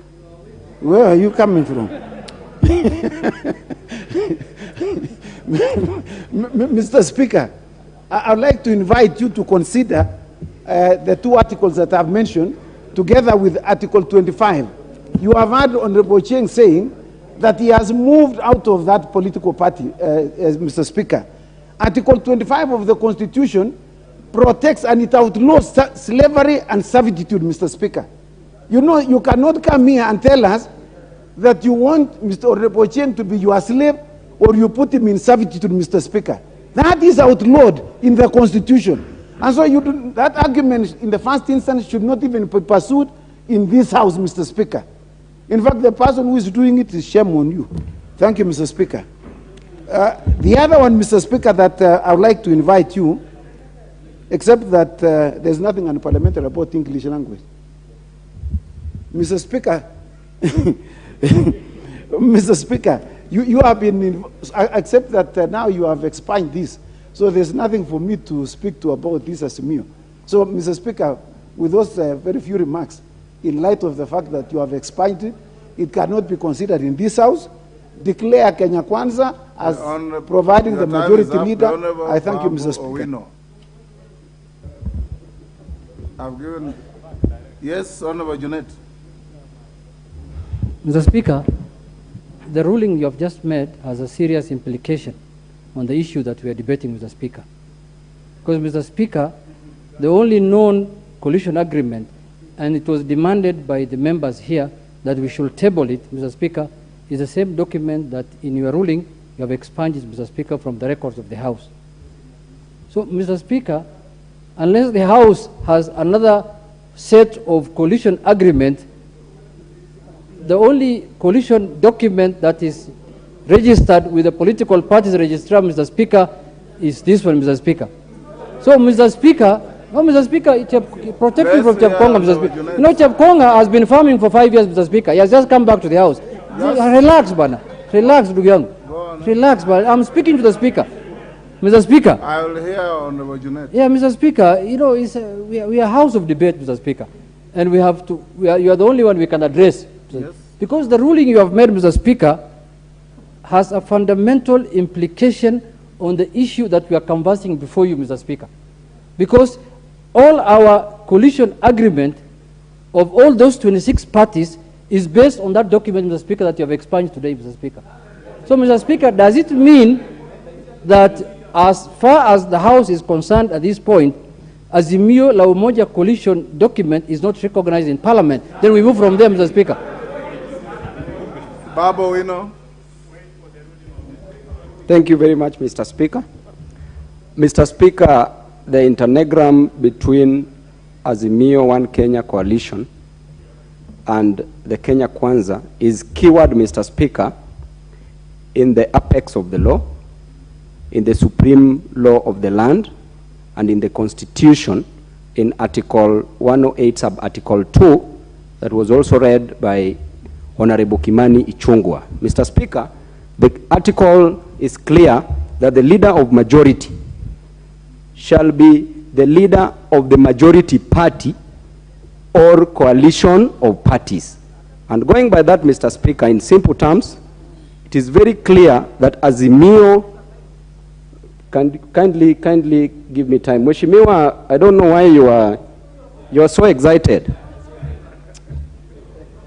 Mr. Speaker, going by that fact, it is very clear, Mr. Speaker, that Azimio One Kenya coalition party is the majority party in the National Assembly. Mr. Speaker, going by the, just keep quiet, one. I know you know only was English, so just keep quiet. Mr. Speaker, going by the rules of interpretation, the literal rule, the golden rule, and the purposive approach, the facticity of the fact is that Azimio Alliance, Azimio One Kenya Alliance is a coalition, is the majority coalition party. Mr. Speaker, number two, we talked about marriage. Mr. Speaker, Azimio is a subsisting marriage. And in this marriage is a potential polygamous marriage. And Mr. Speaker, this marriage is not voidable because there was consummation in this marriage. Mr. Speaker, the person who presided over this marriage was overqualified, Mr. Speaker. And then, Mr. Speaker, the grounds for divorce, number one, is adultery or unfaithfulness, which we never experienced in our marriage, Mr. Speaker, because we campaigned together happily. Mr. Speaker, another ground is irreconcilable differences, which we never experienced, Mr. Speaker, in our marriage. And Mr. Speaker, a ground of insufficient or lack of finances has never been a ground. That our partners, having seen that Kenya Kwanza was forming the government, they ran away. Mr. Speaker, that marriage is not voidable. Lastly, Mr. Speaker, when we talk about Article 36, as quoted by Honorable Didmas Baraza on the Bill of Rights, the right to associate, Mr. Speaker, there are limitations to the bills of right, including the right to life. Mr. Speaker, in the doctrine of necessity, in the case of the Queen versus Dudley and Stevens in the United Kingdom, Mr. Speaker, you know when these defendants were on a trip, a voyage, Mr. Speaker, as I finish. The ones who ate a small boy. Yes. Yes. Thank you, Mr. Speaker. Mr. Speaker, the two defendants killed Mr. Parker and fed on him, ate him. Then, Mr. Speaker, in the High Court, it was decided that it was not necessary to take life. But upon appeal, Mr. Speaker, it was decided, they were vindicated, that it was necessary for them to take the life because either way they would have died. Therefore, there are limitations to any law, Mr. Speaker. Be that as it may, Mr. Speaker, our marriage was... Babu, the court said they should have cast lots as to who should be eaten. Mr. Speaker, Mr. Speaker, Mr. Speaker, you are diverting law.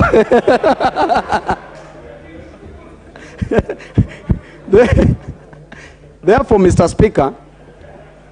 Speaker, in conclusion, I would like to say that this requires simple interpretation, and we've already been given direction by the majority leader and the majority whip, Honorable Junet, and the majority leader, Honorable Wandai, on the direction to take on this matter, Mr. Speaker.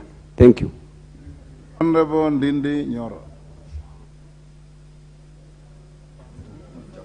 Thank you very much, Mr. Speaker.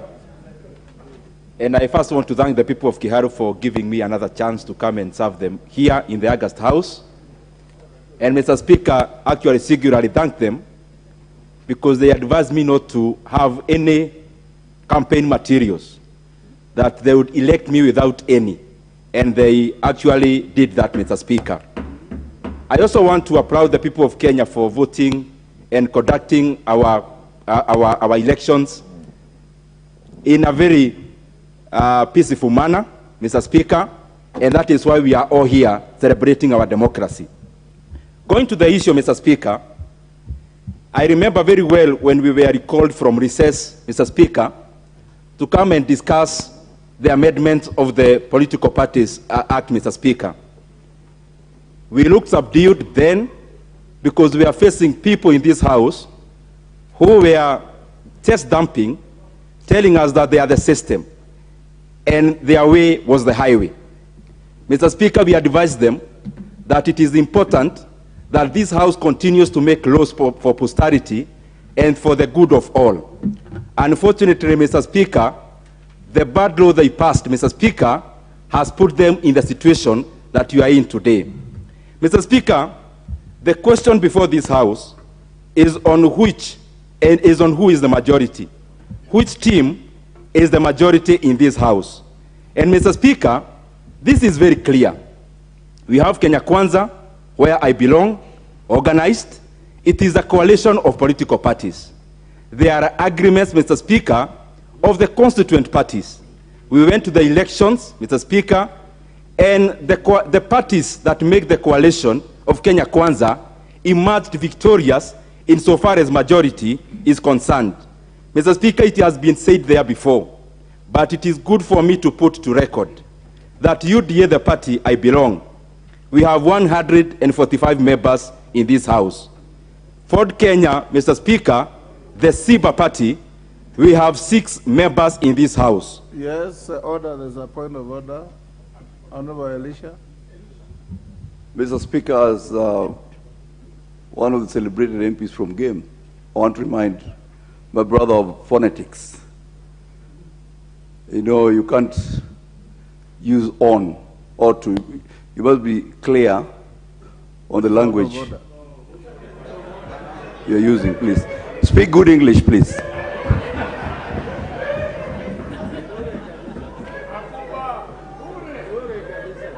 Mr. Speaker, we may not have time to respond to every frivolities, Mr. Speaker.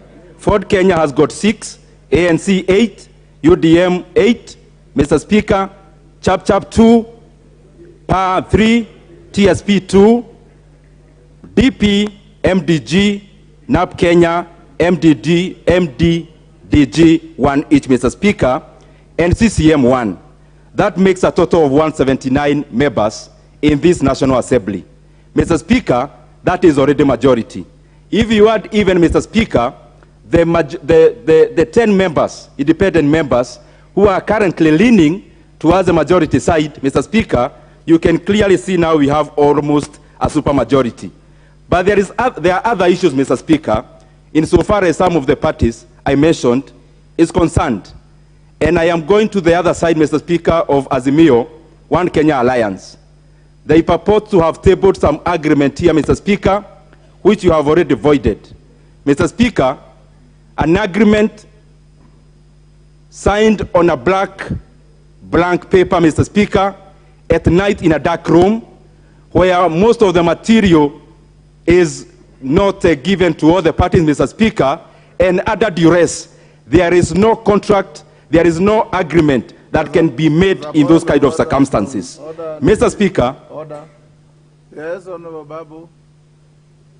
Speaker, what Honorable Ndindi Nyoro is saying, Mr. Speaker, I know they are important and detailed, but the problem is that the most important parts are not detailed and the most detailed parts are not important. Mr. Speaker, it is very unparliamentary for him to act in a frivolous way, Mr. Speaker, by saying that the documents were signed in a dark room, Mr. Speaker.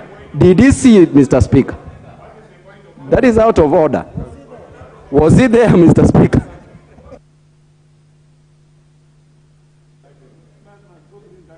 Mr. Speaker, because I can see my time is already up, I call upon... Thank you very much, Mr. Speaker.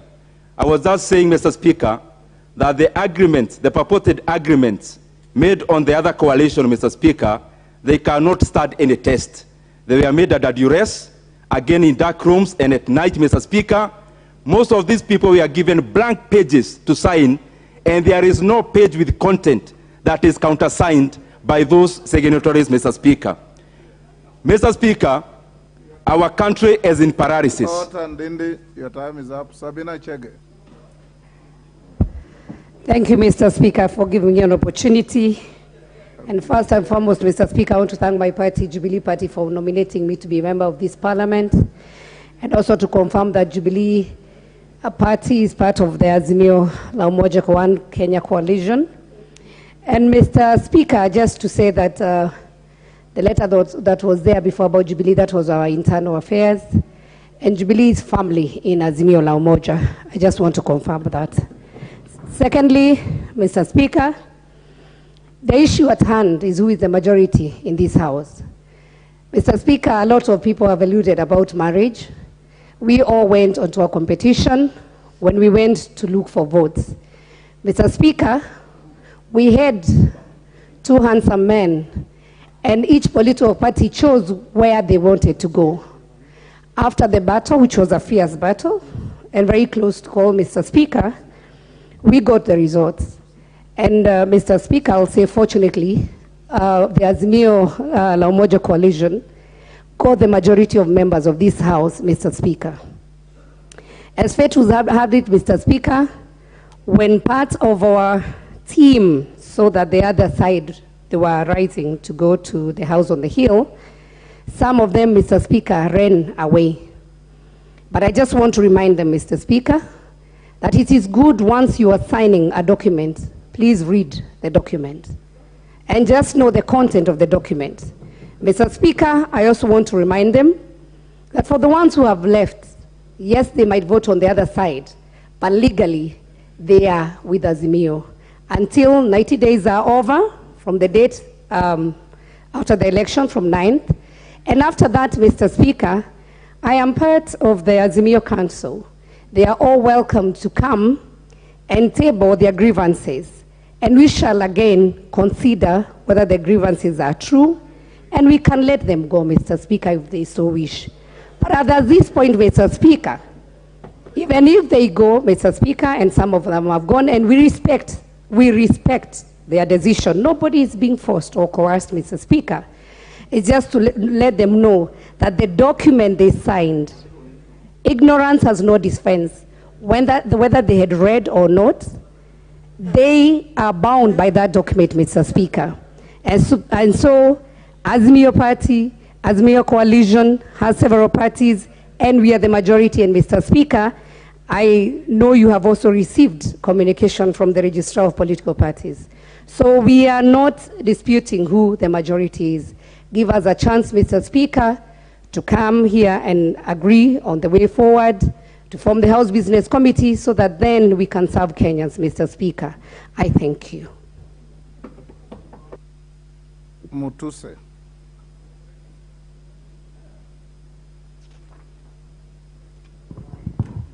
Thank you, Mr. Speaker, for the opportunity to address this House. This being my inaugural address to the House, like many have done, I wish to thank my people of Kibwezi West for electing me to represent them here under Maendeleo Chapchap. Mr. Speaker, you notice that our party, Maendeleo Chapchap, is among the parties whose numbers are being contested, and therefore we have a greater interest than many in the current matter. Mr. Speaker, as a lawyer, I know legal arguments follow facts, and therefore it is important for us to lay the facts bare so that when you retreat to make your ruling, it will be as reasoned as possible. It has been insinuated by our friends under Azimio that Maendeleo Chapchap and other parties only jumped after His Excellency the President was declared. Nothing can be further from the truth. Mr. Speaker, I will be tabling before this House a letter that was written by my party, Maendeleo Chapchap, on the 20th of April, over 100 days before the elections to the Registrar of Political Parties, in which letter we requested the Registrar to supply us with the coalition agreement, the Constitution of Azimio Kenya, and the nomination and election rules. Mr. Speaker, as it were then, a country that was run through dictatorship, a country that thought that the system is everything, and a country that disregarded the Constitution, the letter was not replied to. Mr. Speaker, I will also table before this House another letter that we wrote to the Registrar of Political Parties on the 27th of April 2022, in which letter we requested the Registrar to find it, we communicated the decision of the party, the organs of the party, to be removed from the Azimio One Kenya Alliance. Instead, the Registrar told us that she was under instructions from above, as it were, that we cannot exercise our democratic right to move out of the Azimio La Kenya. I will table the documents. Owing to that, Mr. Speaker, therefore, it is not factual, as has been insinuated, that Maendeleo Chapchap, under which I am elected and the member for Machakos was elected, moved from Azimio One Kenya Alliance after the elections, because the facts speak against. Mr. Speaker, again, after the elections, and noticing that the majority and minority determine how allocation of committees and leadership in this House is to be determined, we wrote a letter to you, the Speaker, our letter dated 26th of September, and which was received in your office on the 29th of September, in which we restated that our numbers, the two elected members, will be associated with the Kenya Kwanza coalition. Mr. Speaker, I will also table that letter so that it goes on record. Mr. Speaker, in the letter we enumerated the circumstances under which our party was forced, coerced, to join the Azimio Kenya coalition. And we did state that we did not find, and the circumstances under which we were coerced to join could not legally stand, and therefore we wish our numbers to be counted under Kenya Kwanza.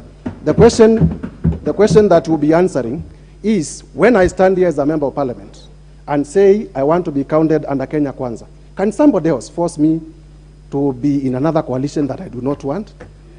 Don't I have a right under the Constitution to decide where I want to be? Don't I have a right under the Constitution to say where I want to be? Mr. Speaker, it has been put to you. It has been put to you, Mr. Speaker. I do not want to restate the Constitution because it has been properly stated before you. Mr. Speaker, it has been put to you that rights have limitations, and indeed rights have limitations. But when you sit to determine the limitation for under Article 36, Mr. Speaker, I invite you to look at Article 24, which says the test for limitation of rights. To limit a right must be limited by a legislation, and that legislation must clearly state the right which is being limited.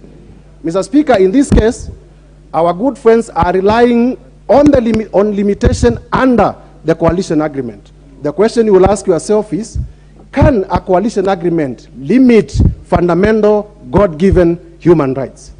When you sit, Mr. Speaker, determine that I, Mwengi Mutuse, under Maendeleo Chapchap, and my colleague, Honorable Caleb, wish to be associated with Kenya Kwanza, and that's where our numbers should be counted. And we cannot be forced to be in a coalition that we do not want.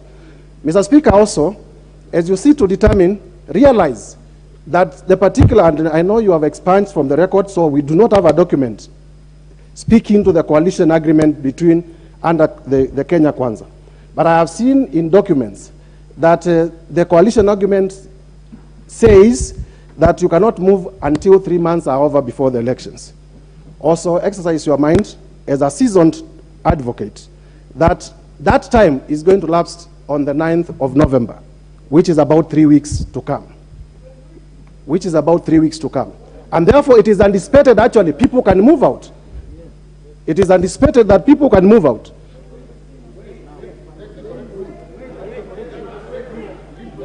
Mr. Speaker, yes, Mr. Speaker, we are making our argument and everybody will have the opportunity to make that argument. And Mr. Speaker, find that the requirement to wait for 90 days is unreasonable. Mr. Speaker, under Article 38 of the Constitution, the political rights that are given to the citizens of this country, you are supposed to enjoy them without unreasonable restrictions. Unreasonable, mark the word, unreasonable restrictions. To require us to stay for a particular time when we are not there is an unreasonable restriction, and therefore null and void to the extent that it is unreasonable. Thank you, Mr. Speaker. I beg to support that we are in Kenya Kwanza, and that is where our numbers should be counted. The Member of Parliament for Mandera North.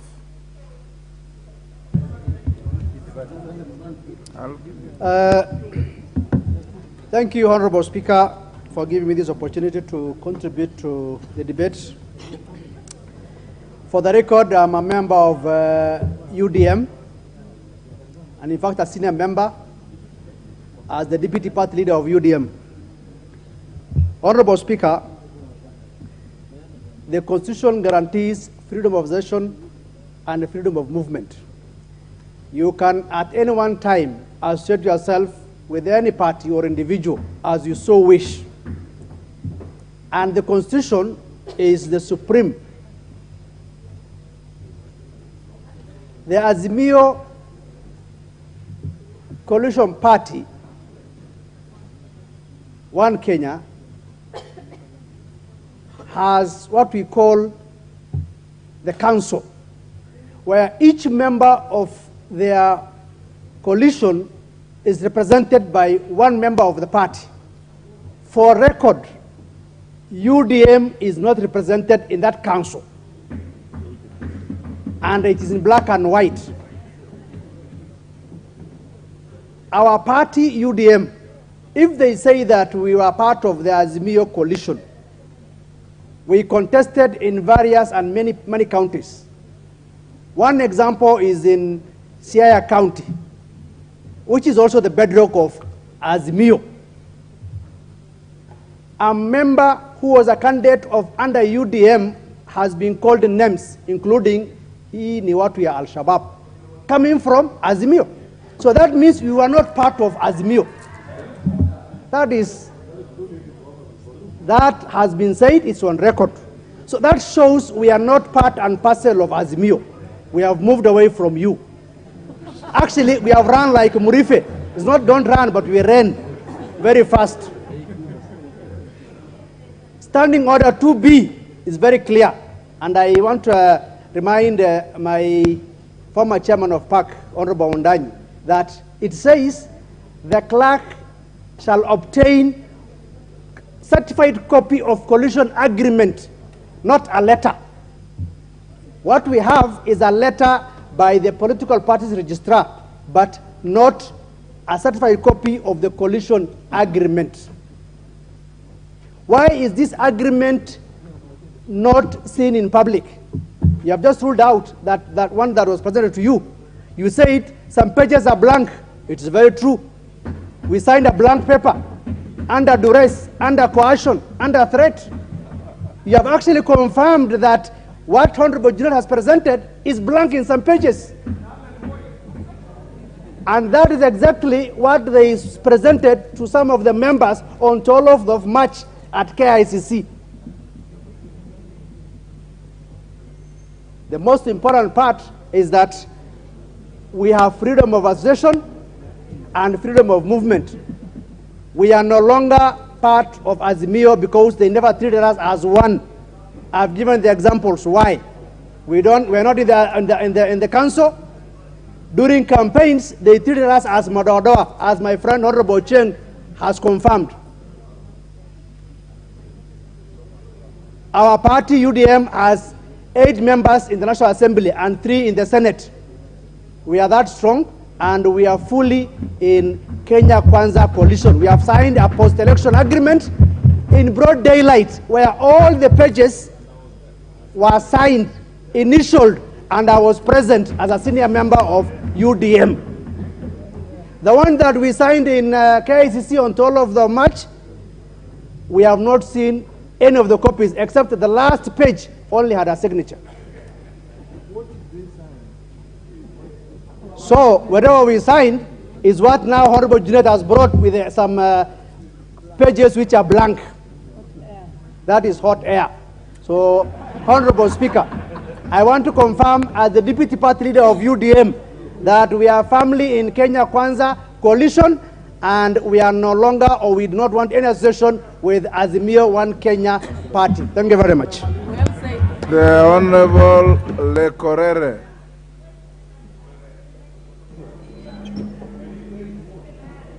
Mheshimiwa, are you called Lekorere or Korere?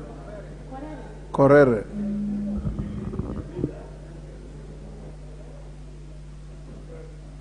You have the floor.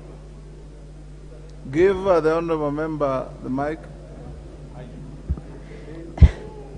Thank you, Speaker. Speaker, indeed, I want to confirm to this House that Jubilee is a member of the Kenya, no, please. Jubilee is a member of the Azimio. All the honorable members. Hold your horses, members. No. Honorable members. Honorable Speaker. You will be heard in silence, honorable members. Honorable Speaker, I want to ask my colleagues in Kenya Kwanza that a woman standing here is an independent woman. I didn't come to this parliament through some party waves. I created my own wave which brought me here. And I am in Jubilee and I am in Azimio One Kenya Alliance. And I want to confirm this, Mr. Speaker. You know, a lot of people have talked about coercion and duress. And they left me wondering, what kind of cowards do you have in this house? I mean, full men, upstairs and downstairs, talking of coercion. I mean, Honorable Speaker, was it at gunpoint? Was it at knife point? Could they scream for help? What exactly was the problem? And Honorable Speaker, a lot of people have been talking and making reference to this constitution. The same constitution these members want to define. Because we have been read Article 108 and 107. As to who is the majority leader, it leaves no doubt. It is Azimio, honorable members, until such a time when you can walk out of this marriage. And Honorable Speaker, I want to say, because I come from a community where polygamy is accepted and it is actually celebrated. And Honorable Speaker, in this marriage, some of our members have chosen to flirt with the people they think have money. Wait until you know where that money is coming from. And I want to plead with the members of this House. You know, today we are enjoying democracy that a lot of Kenyans died for. There's a point of order, Honorable Korere. You know, Honorable Speaker, when you state something, Honorable Speaker, more so when you state something as the Honorable Sarah Korere is stating and waving a copy of the Constitution, and she quotes Article 107 and 108, and qualifies that by saying that if you read, then you will know Azimio is the majority party. Yes. I think Honorable Sarah Korere is completely out of order because there is nothing in the Constitution, either in Article 107 or Article 108, that decrees that a party by name is a majority party. And I think, Honorable Speaker, it is important that she withdraws that statement because you are talking about defilement of the Constitution. It is defilement of the Constitution to purport that the Constitution decrees that Azimio is a majority party. Article 108, Sarah Korere, maybe, Honorable Speaker, if she has not had the benefit of reading Article 108, it is simply defining what the majority party is, who is a majority party, but not the certain political party, Honorable Speaker. Honorable Korere, endelea. Honorable Speaker, I might not want to respond to Honorable Ichung'wah, but I also want to inform him that I'm properly schooled, I'm not semi-literate, I'm not illiterate. I can read this Constitution. All what I was making reference to is we cannot purport to defend the same Constitution which we again at the same time want to define. Honorable Speaker, as I wind up, I was saying, the democracy we are enjoying today, Kenyans fought for it, some died for it, and some members. You know, somebody spoke about slave trade. Indeed, there is slave trade in this country. That is why you are seeing our young people going to Saudi Arabia, being promised heaven on earth. The same way. Honorable. Some guys are crossing the floor now because they have been promised heaven. Honorable member for Ganze. The honorable member for Ganze.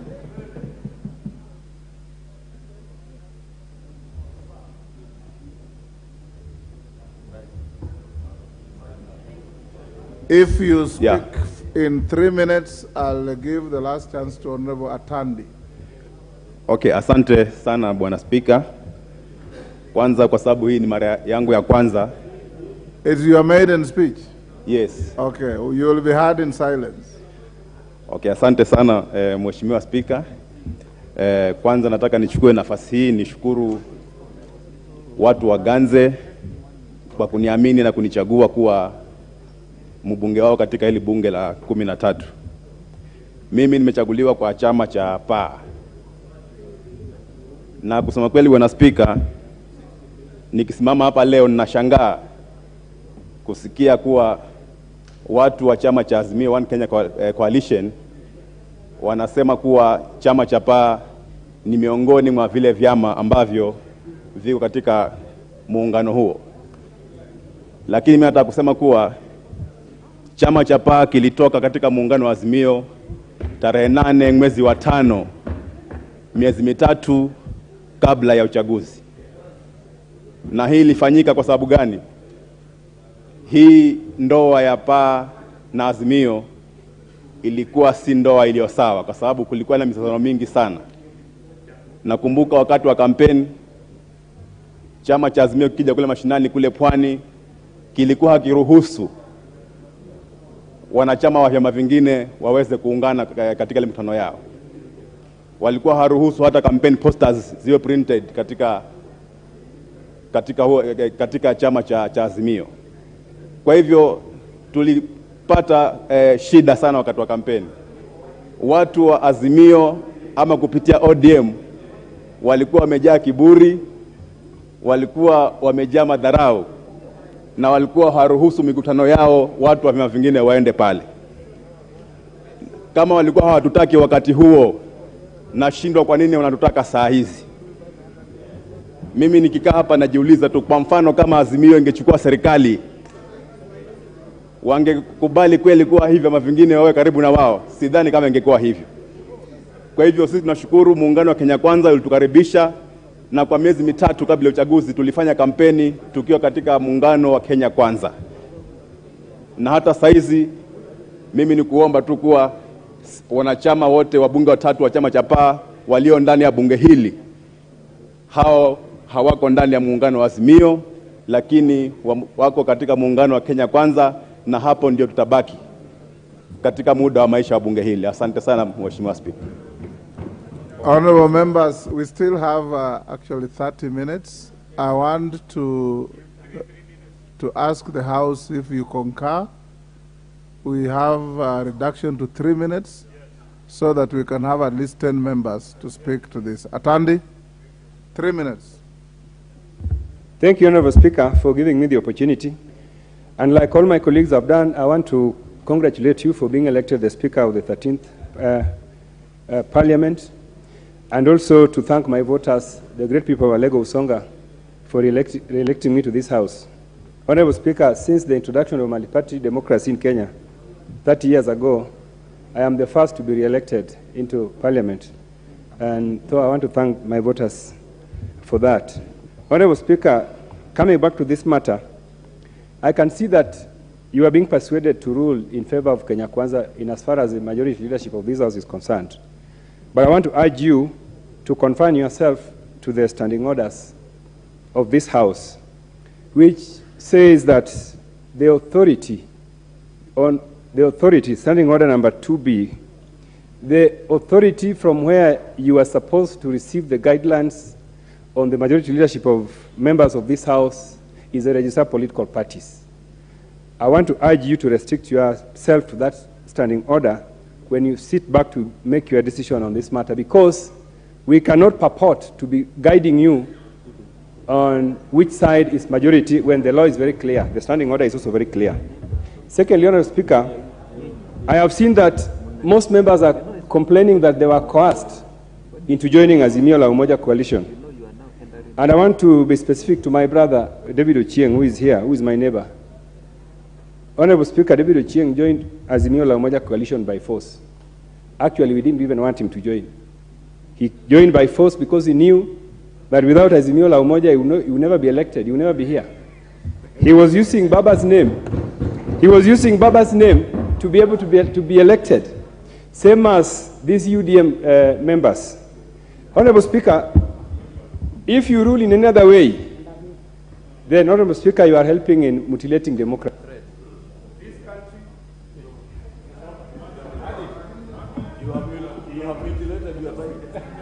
I will give the floor to the Honorable Julius Meli.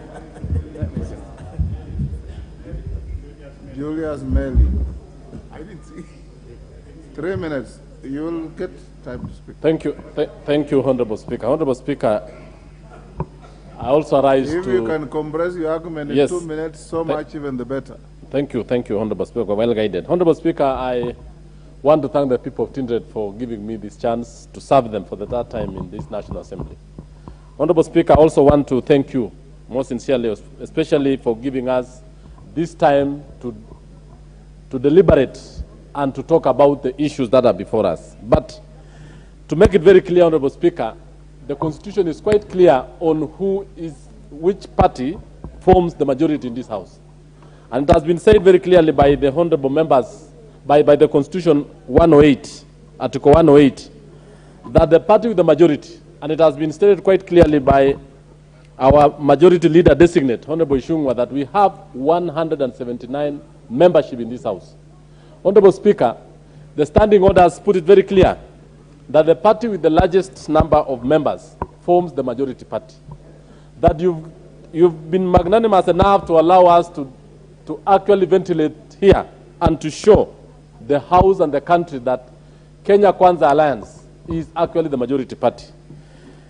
Azimio One Kenya Alliance, Honorable Speaker, has had its house built by force, by coercion, by actually blackmailing members. And I think there is a lot of testimony here from a number of members, from all parties, from Chap, from UDM, and from even PAR, that they are actually not in that coalition. And the Honorable Speaker, you've known that even during the campaigns, Chap, PAR, and all the other parties campaign with Kenya Kwanza.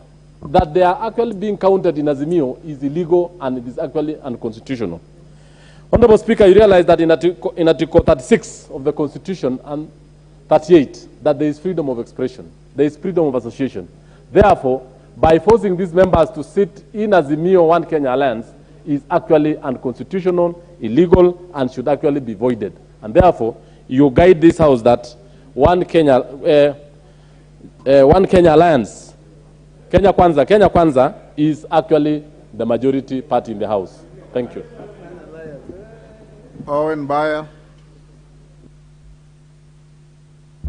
Mr. Speaker, thank you very much. I also want to thank the people of Kilifi North for re-electing me. But I would like to say at the onset that before we amended the law on political parties, there was sufficient law for Azimio to be a coalition.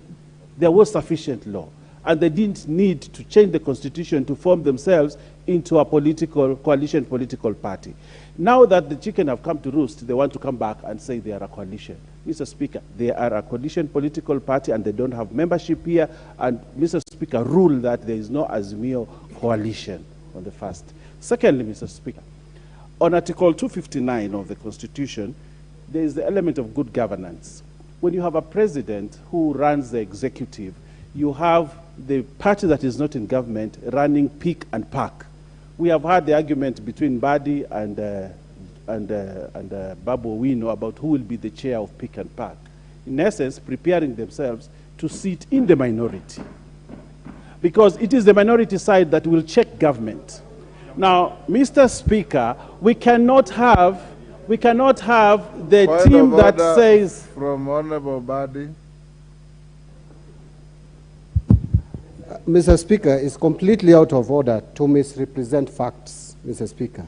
Mr. Speaker, on the issue of park and pick, we decided on our own to say that it will be chaired by a party or coalition of parties which is not forming the national government.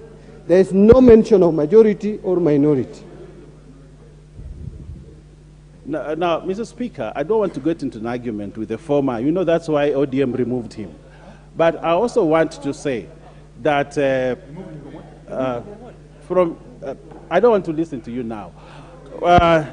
Mr. Speaker, we cannot have the party that is purporting to be majority in parliament to actually sit in pick and pack at the same time. We can't do that, Mr. Speaker.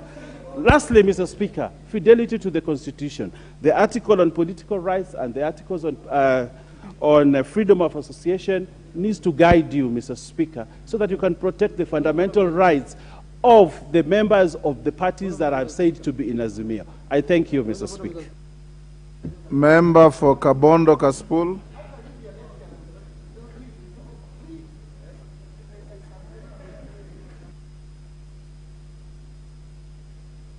This one.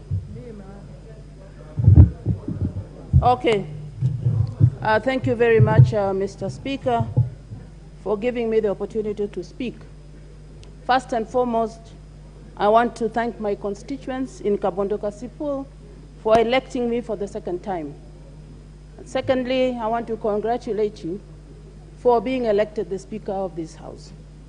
Mr. Speaker, what we are talking about today is a matter of numbers to determine who is majority and who is the minority.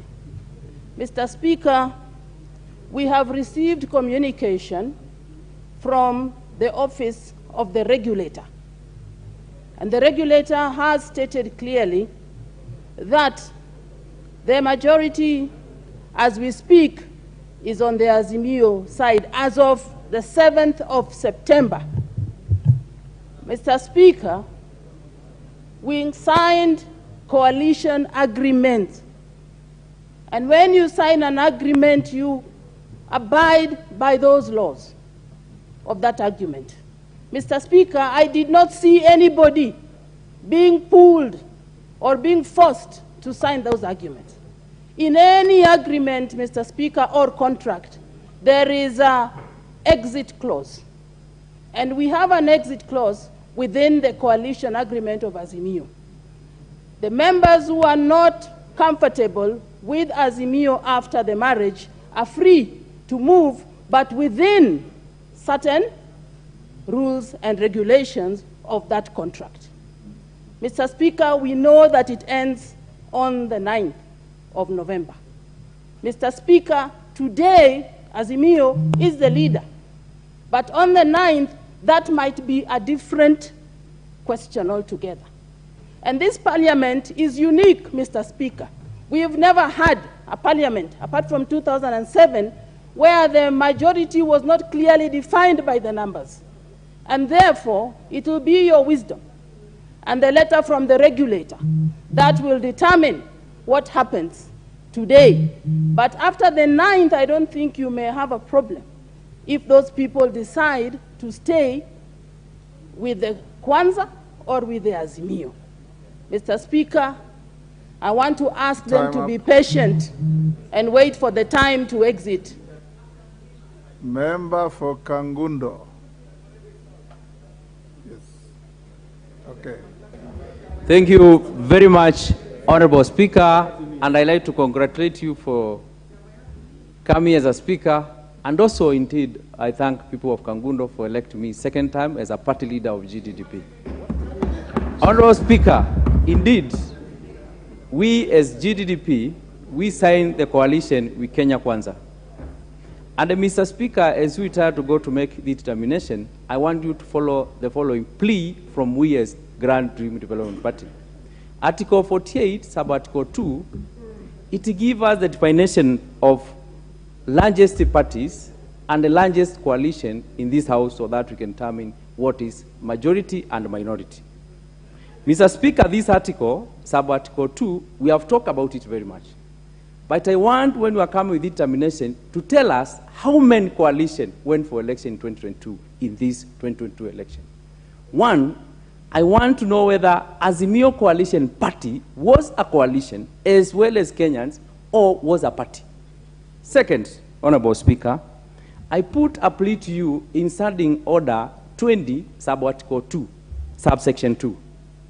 Subsection 2 gives us the majority party gives the minority leader, majority leader. The minority party with the number which produced this house gives the majority leader. So we want to understand if the majority party, which is not in coalition with another party, can give majority leader with a deputy leader from another party. This also is going to affect the people in the minority side.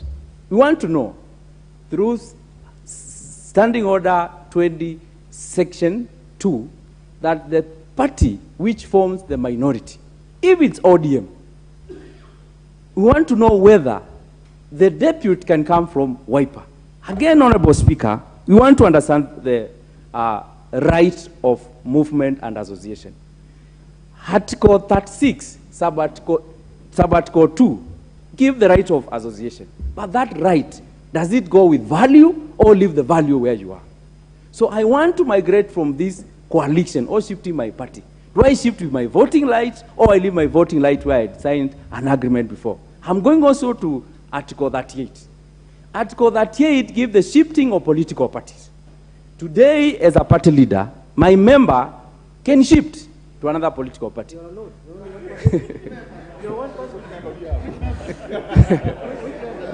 Mr. Speaker, the noise cannot stop me pursuing my case. Honorable Speaker, if today a member moved from UDA party to ODM party, does he leave? Your time is up. Member for Dagoretti South. Thank you very much, Mr. Speaker. And there are quite a number of issues that I wanted to raise on this matter. However, because I'll only have 3 minutes, I think it would be in order for me to just frame the issues for you as you retreat to determine this matter. Mr. Speaker, there'll be a number of issues that you shall be considering. And I think of important, firstly, you shall be considering the issue of the contracts that were entered into in the pre-election coalitions, and also the contracts that have been entered into in the post-election coalitions, Mr. Speaker. We have heard this afternoon, Mr. Speaker, that contracts were obtained under duress, Mr. Speaker. Contracts were obtained under coercion, Mr. Speaker. Contracts were obtained under intimidation, Mr. Speaker. So, Mr. Speaker, this is a matter that you shall want to preside over, to apply your mind on. Okay. Mr. Speaker, with due respect, Mr. Speaker, issues of coercion and intimidation today were raised so much on this floor. But, Mr. Speaker, do you have any expertise to know whether there was coercion or whether there was intimidation? Do you have that knowledge, Mr. Speaker? Yes. Just like the way you dismiss my document, can you clear that matter now, Mr. Speaker? Whether you have the capacity to know there was coercion, there was intimidation, Mr. Duress, Mr. Speaker. Mr. Speaker, I can assure you, Honorable Junet, that in coming Mr. Speaker, so that he doesn't eat into my... I'll only consider material facts. I'll ask the table to just reserve my time, Mr. Speaker. But the second issue I think that you should apply your mind on, Mr. Speaker, when you retreat, is this issue of freedom of association, Mr. Speaker. Is anyone bound to be in a place where they don't want to be, Mr. Speaker? And I shall not even exhaust more time on that. Mr. Speaker, the most important issue that I think you should consider is that this matter is of great public interest, Mr. Speaker. Mr. Speaker, how you determine this matter is going to determine whether this House shall apply itself to the constitutional mandate that it has been given by the Constitution, Mr. Speaker. Because as we speak now, this House has business to prosecute, Mr. Speaker. We might not even afford time to waste as we determine on such issues that are clear as day and night, Mr. Speaker. Mr. Speaker, it is important for us to remind ourselves that very fateful Sunday that we were called out of recess to come and prosecute this matter as the Justice and Legal Affairs Committee. And Mr. Speaker, the honorable member who is talking about duress is the one who, if you go to our parliament broadcasting tapes, you will see the man who uprooted the speaker on that fateful night as I was trying to contribute to this matter, to try and warn the honorable member for Suna East that this is a law that shall come back to bite them from the behind, Mr. Speaker. So, Mr. Speaker, I think it will be upon you, Mr. Speaker, to just retreat and determine these matters, and it shall come out, Mr. Speaker, clearly that there is a coalition party, there is a coalition of political parties, and there is a party. And when you consider all this, it shall be found that Kenya Kwanza is actually the majority. Mr. Speaker, to quote Honorable Junet, the Honourable Member for Embakasi South. Thank you, Mr. Speaker, for giving me this opportunity to contribute. First, let me start off by thanking the people of Embakasi South for having seen it fit for me to serve them for the second term. Mr. Speaker, the law is very clear. The only person to determine which party or coalition a party belongs in is the registrar of political parties. The registrar of political party has expressed herself and indicated where these parties belong. She has also written and indicated that the earliest they can exit is on November 9th. So as we sit here today, they all belong in Azimio. Mr. Speaker, some of them went to court and they were advised that they must adhere to the regulations that they appended their pens on, and the earliest they can exit is on November 9th. So any ruling that's contrary to the advice of the only person that is allowed to register political parties and coalition, any ruling to that contrary would be unconstitutional by itself. Thank you. The member for Kiminini.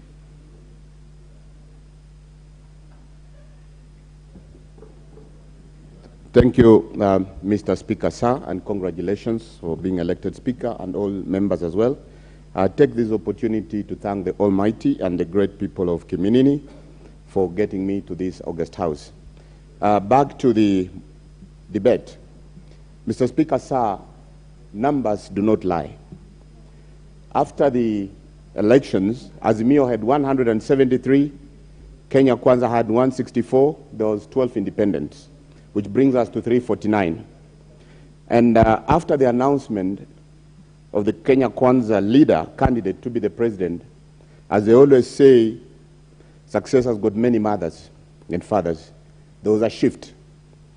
But constitutionally, if you look at the Political Parties Act of 2011, a political party can only enter into a new coalition agreement after finally exiting an existing one. Now, what our brothers have done, who moved to Kenya Kwanza, they just gave an intention. They've shown an intention to move. Because constitutionally, as much as we also really respect our Article 36, the right of association, but at the same time, that association should exist within the legalities. And what we know, an example, within that agreement, there were some parameters. We don't live in a legal vacuum. There were timelines. I noted this afternoon, Mr. Speaker, even a simple movement from that side of the aisle to this side, you have to walk out and bow before you cross. So I do not see why such a weighty matter could not be worked on within the legalities. So to me, my humble submission, Mr. Speaker, sir, the world is watching, Kenya is watching, your non-legal expertise and acumen is now under test. And your illustrious career in both houses, Senate and this Parliament, counts. So, Mr. Speaker, sir, with all due respect, our expectation is to see your brilliancy through a fair ruling. And asking myself a very simple question. When the books of history are being written, and we are talking about the ruling in the 13th Parliament by Speaker Moses Wetangula, which part of the ruling will you want to be, a progressive one or a retro-progressive one? And finally, Mr. Speaker, allow me just to make a quote here from Shirin Ibadi, not John Badi. Shirin Ibadi is an Iranian woman. In 2003, was the first one to get a Nobel Peace Prize. And what she said, if you want to raise a crop for 1 year, plant corn. If you want to raise a crop for decades, plant trees. If you want to raise a crop for centuries, raise men. And if you want to plant a crop for eternities, raise democracies. Mr. Speaker, sir, we count on your experiences and all acumen. Thank you very much. The member for Higher. Very lucky. Thank you, Honorable Speaker, for this chance, and congratulations. Also thank the people for Higher for giving me a chance to represent them again in this second term. Honorable Speaker, when you retire to your table to make a decision, I think for me, what will really count will be Article 2 of the Constitution, Honorable Speaker, because this one pronounces itself on the superiority of the Constitution and really brings out the idea and fact that any other agreements made must be constitutional. So if there are any agreements that are lasting 2 months, they are lasting 1 month, and they are not constitutional, or they are really blocking the certain rights as stipulated in Article 36 and 38, then those will be null and void. That one way, Honorable Speaker, will not have to avoid. Honorable Speaker, another thing, and I hear a few speakers almost threatening you about the history that you'll make. Don't be worried. It seems every speaker who comes here has to make some tough decision. Yours is this one, for me, that you really finally have to make a decision on whether these collisions that we are talking about are determined pre or post. And that is really the decision that will help us move forward into posterity. Because one speaker did allude on the American case and how the minorities, sometimes the government may not have the majority. But the best case study would be found in Europe, especially France and Germany, where collusions are the order of the day. And you will notice, Honorable Speaker, that most of those decisions are made after, post-election agreements are the ones that really make decisions in those two dominions or countries on which side holds government and holds the majority. So a better case study would be found in Europe and not even in America. Honorable Speaker, Article 36 is so serious, but it has been spoken on by many speakers, that the rights of the individual and the person, or even the party, is very important. So if we shall curtail the rights of people for several months because we signed some agreement or some document, honestly, we shall be just progressing slavery. Honorable Mbadi, I think you should surrender this matter once for all. And I want to remind you one thing as I conclude. One Honorable Bunyasi tried to assist you when we were making this law, but Junet almost beat that guy, and I went to protect him with my broken arm. Remember the Bunyasi amendment. You are roasted. Thank you. The Honorable Murugara. Thank you, Mr. Speaker. Mr. Speaker, because I have only 3 minutes, I'll congratulate you tomorrow and also thank my people of Tharaka tomorrow when I have 10 minutes. Mr. Speaker, sir, when you retire to make this decision, your wisdom is going to revolve around the following points. Number one, the Azimio agreement that we're talking about is a contract like any other. That contract or that agreement can be vitiated by the well-known principles of law, where all contracts are vitiated when they are either void ab initio or they are voidable. And for every intent, with the facts we are getting, this contract actually may be void, but most importantly, it is being voided by the parties that got into it. Number two, Mr. Speaker, sir, you will have to determine for us whether you can actually curtail the freedom of association as enunciated in Articles 36 and 38 of the Constitution. Are you able to tether these members to a coalition where they do not feel they actually fit? I do not think you can, but again here, you will have to extend your wisdom. Mr. Speaker, one of the speakers alluded to the fact that those who signed this agreement, including those who are now vitiating it, may have been ignorant. A contract is not law. Therefore, we cannot apply the maxim of ignorance of law. A contract is a matter of fact, in which case, it doesn't matter whether you are ignorant or not, the fact remains, and what you're going to look at is whether the deed we are talking about is a deed by these parties. These parties are actually expressing the maxim that this is not their deed. It's in Latin known a factum plea, that this is not our deed, and therefore we only signed things that may have been fraudulent, that may have been coercive, which are now null and void.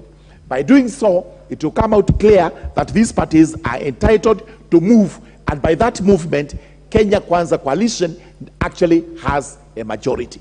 So do find like that for us. Thank you. Dagoretti South.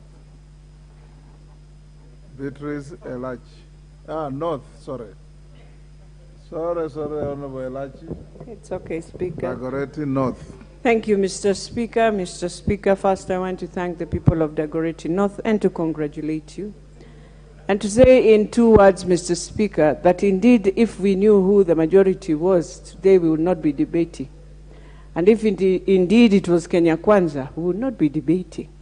But because we don't know, and they know very well they didn't have the numbers, we've come here now to ask for your wisdom in terms of how we move on in this House. But having said that, I think it was very clear after the elections, the Azimio One Kenya was the majority.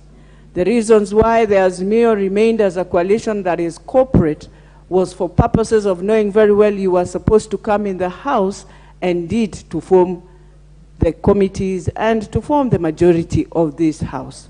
The Constitution was also very, very clear that indeed you can have an executive and you can have an executive without having the legislative arm. So therefore, Mr. Speaker, 2 things that you'll be looking at. We have parties that have gone to court. Those parties are part again of those agreements. We must ask ourselves, indeed they never knew that this House will give them either the agreements they want, and that's why they went to court. And so we cannot come here again and await and give them the right in this House when they knew very well they wanted to go to court to have their rights there. So the second thing we have to ask ourselves also, as we move on, and they have a right to move, Mr. Speaker. They have a right to move to any coalition that they wish. But indeed, it is important for posterity, for the 13th Parliament, that Kenyans know which side was at that time majority and minority, to ensure that in your ruling, we will respect the rule that you gave us, the act of political parties that you gave us. If indeed you knew it was a bad law, you would have rushed to court even before we went to election, the way we did in the 11th Parliament when you were pouring water on the security bill. So it's the same thing. So I would want to urge, can we move on fast and come in November and we discuss again this matter?